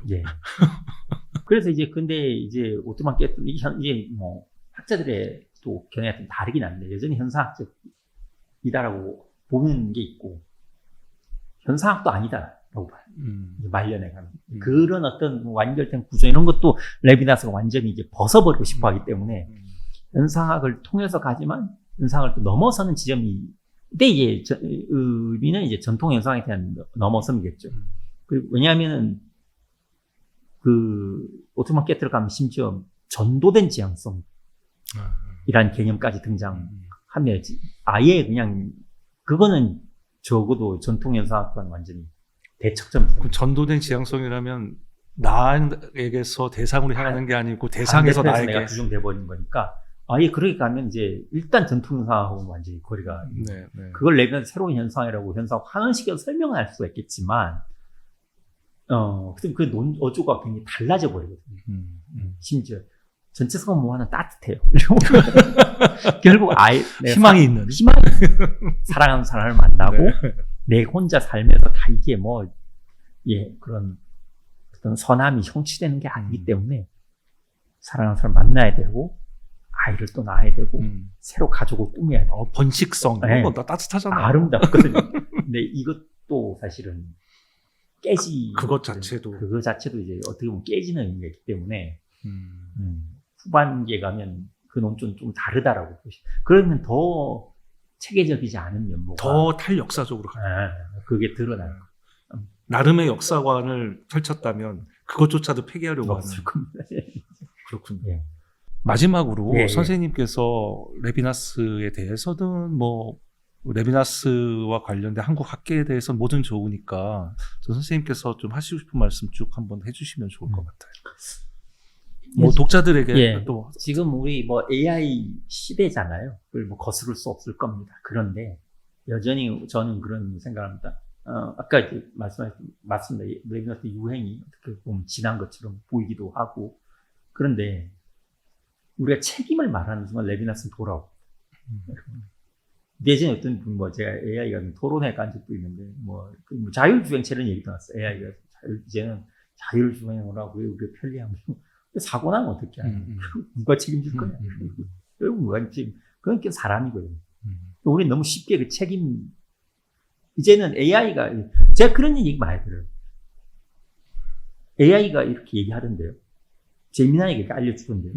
아니, 네가 그것을 검증, 너 생각을 얘기해라. 그러니까 어떻게 보면 이게 우리가 책임을 좀 방기하기 편한 시대로 가는 걸 수도 있어요. 그럼 AI 돌려서 한 거면 내가 사실 빠지려고 하는 그런 것도 있거든요. 어떻게 보면.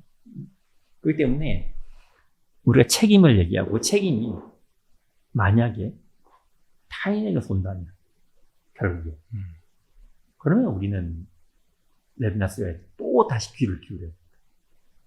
첫 번째. 그리고 사실 AI보다 더 지금 심각한 거는 저는 지금 전쟁의 상황이라고 봐요.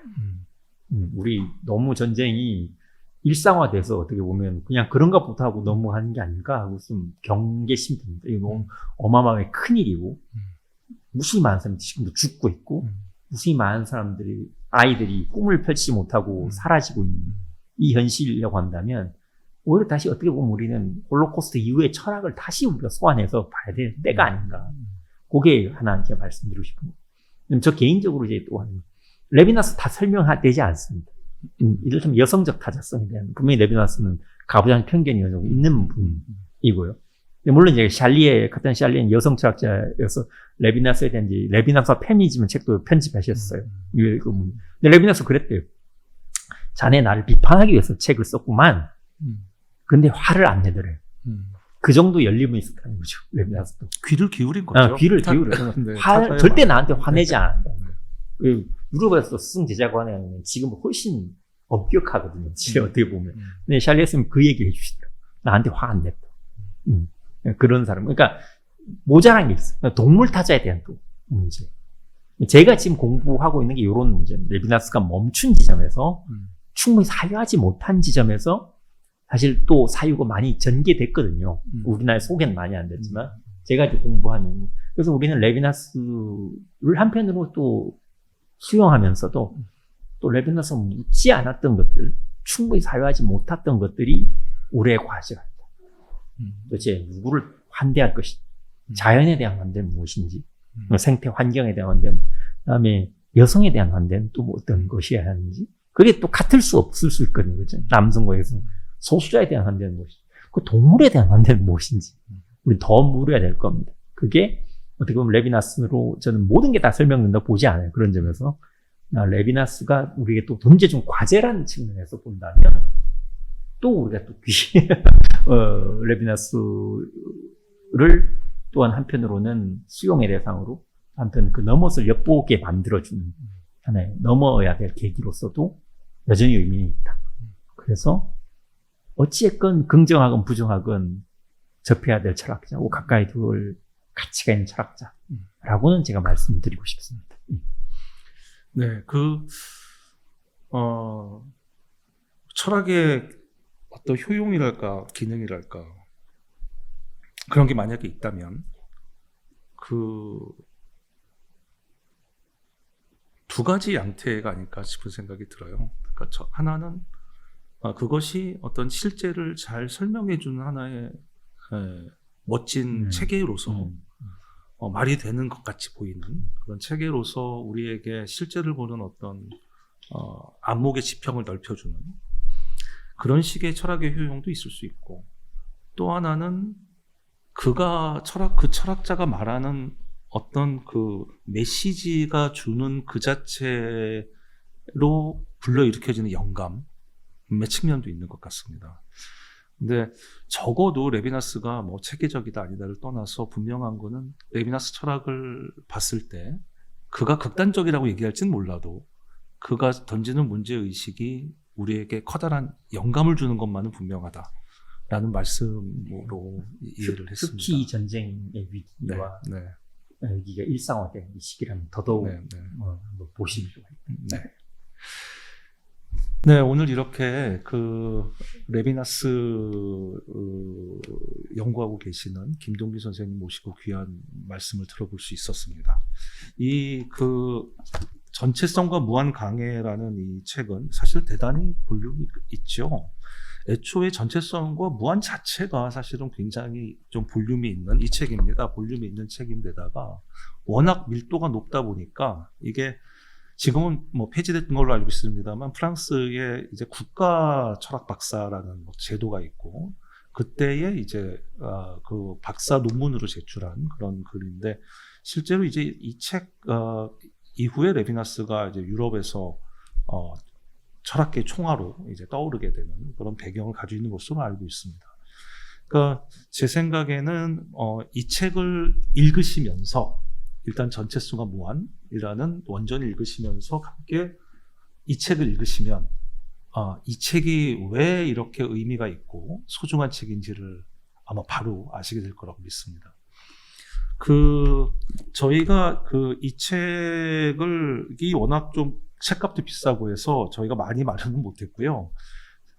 저희가 내부를 마련을 했고요. 그리고 또 이제 선생님께서 또 한 권 찬조해 주시고 해서 저희가 5권의 책을 항상 언제나 있는 댓글 이벤트로 선물해 드릴 수 있을 것 같습니다.